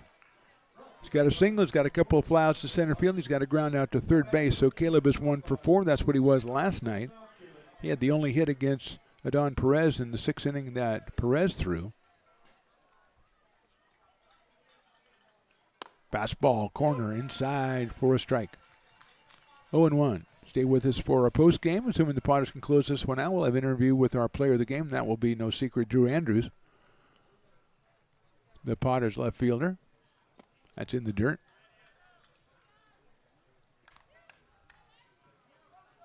One ball, 1 strike.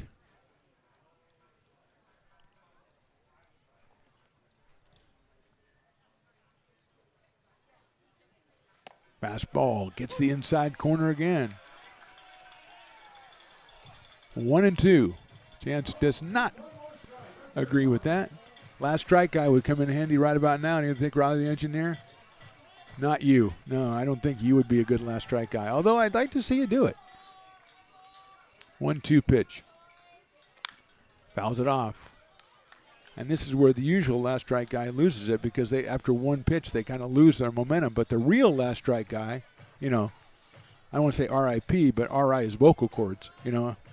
He kept the intensity up all the time. One pitch, two pitch. He didn't care. He just didn't care. That's a slice foul down the right field line again. And we'll try it one more time. 1 ball and 2 strikes. I'll tell you what, first base, he has the single, 2 strikeouts in the inning, and Caleb Chance, the hitter, coming in at 235 for Caleb. University of Colorado at Colorado Springs. 1-2 pitch lifted up right side. Giving chase over there is Hansen over by the dugout. Reaches out and makes the catch for the ball game. Right in a bunch of about 15 Potters over there. Jason Hansen makes the catch. No runs, 1 hit. No, 1 left. That's your ball game. Our final score, Lincoln Potters 11, the West Coast Kings 3. Join us for your Potters postgame where we interview player of the game Drew Andrews right after this on the Stones Broadcast Networks. Being a laborer means everything. It was what took care of me when I was growing up. It's what takes care of me now.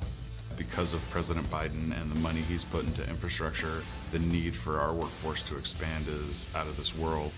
When our members are able to go to work on these big projects that are funded by Biden's economic investments, it means continued growth in their wages, in their pensions, in their health benefits. It means they're going to be able to take care of their families.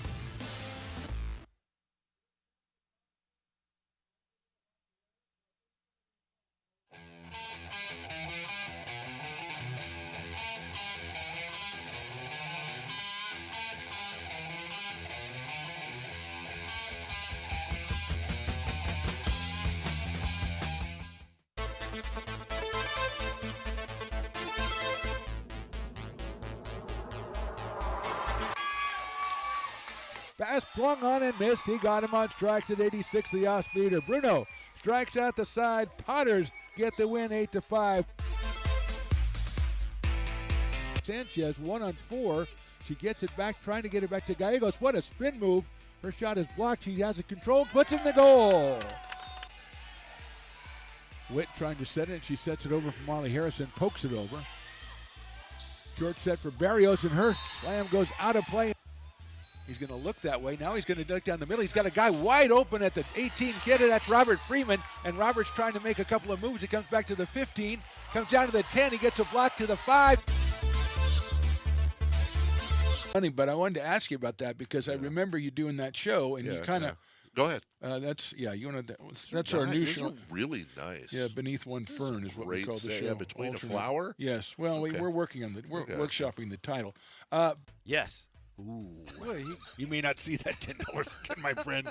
That woman does not like to fork over the cash. I heard him say he'd pay you next Tuesday. So That's right. I didn't bring pad and paper, so I don't know what to tell you what's going to happen when I come back. First of all, I got to take notes. We may end up in one, especially on this episode of the Stones and Toys Show. Oh, snap.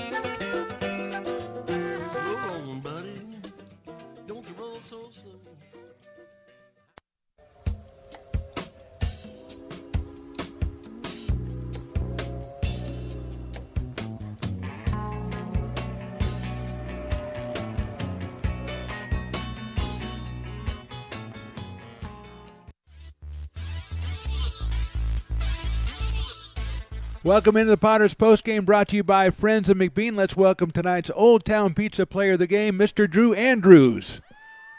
Drew, I think you know why you're here. Oh, look out. I should have told you that he was coming up behind you. That's on me. That was on me. I'm sorry. I think you know why you're here. I was going to say you know how to make yourself pretty popular when you join a new team. That's a pretty good way to do it, the way you did it tonight. I appreciate that, man. I just want to give a big shout-out to the coaching staff that they brought me on late, and I really appreciate them. Well, I think you should appreciate me because earlier in the game you hit a deep fly to left field that was foul, and I said, I said, look, if he straightens that out, it could be pretty good. And that's exactly what you did, so you're welcome, Drew. Okay? I just want to say that. Thank you. So, I mean, I was watching you go around the bases. It looked like you enjoyed that home run just about as much as all of us fans did. I did, man. It was a blast. First couple ABs were I was a little jumpy, and I just had to get back to the basics, simplify things. And, gave me a fastball, ran right over the middle of the plate, hammered it. Now, you talked about you joining the team a little bit late, but you joined it in a very important time. I mean, we're going down the stretch here in the Pacific Empire League. Every game is big, so how nice for you to come through in a game as big as this one was. I appreciate that, man. Thank you. And going forward now, you just joined the team, so who's made it easy for you so far? Which of the guys over there? Probably not the guy who threw the water on you, but who's the guy that's made it easy for you? That's the guy I played JUCO ball with, so we go way back. But, yeah, a lot of the guys, man, made it easy because we know each other from Jessup. So, yeah, I know about 6-7 guys made it easy. Well, the last thing I want to ask you, Drew, did it feel a little weird since your manager wasn't in the dugout when you hit your Grand Slam home run? He was actually up here with us, so is that a little strange? Yeah. T-Pain, shout out T-Pain, man. Thanks a lot, Drew Andrews, your player of the game. Thank you, man. It's going to be a pleasure to watch you all summer long. Thanks, Drew. That's Drew Andrews, our Old Town Pizza player of the game. We're right back with the Potters postgame.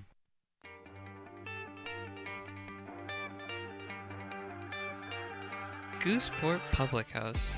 We have sports on 10 big screen TVs, 23 beer taps with classics and crafts, a full bar with creative craft mixed drinks, live music, and most importantly, great fresh food. In downtown Roseville off Vernon Street. Only 15 minutes from the ballpark. See ya at Gooseport.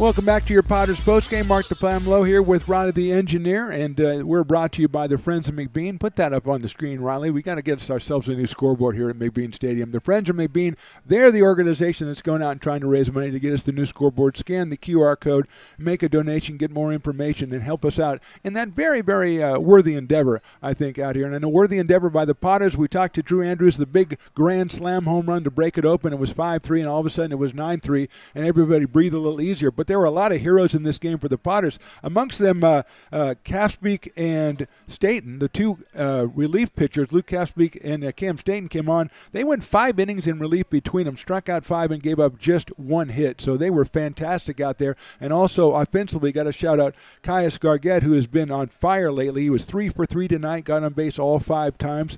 Jacob Doyle with a 1 for 2, and he scored 2 runs. Mancy with a couple of runs batted in, and Hansen, Jason Hansen, the newcomer, he also had a couple runs batted in. So a good team effort from the Potters. They try to make it 3 in a row tomorrow. A 6:35 first pitch. It's Christmas in July, whatever that means. It's also fireworks. I know what that means. And we'd love to see you out here at the ballpark. But if not, check us out on Lincoln Potters Baseball YouTube or Stones Broadcast Network YouTube. Thanks for joining us today. Again, our final score, Lincoln Potters 11, the West Coast Kings 3. This is Mark the Phantom Low, along with Riley the engineer, Willie Preston, Lauren, Nia, Carson, all the interns that do a great job. We'll say thanks for watching. We'll talk to you next time.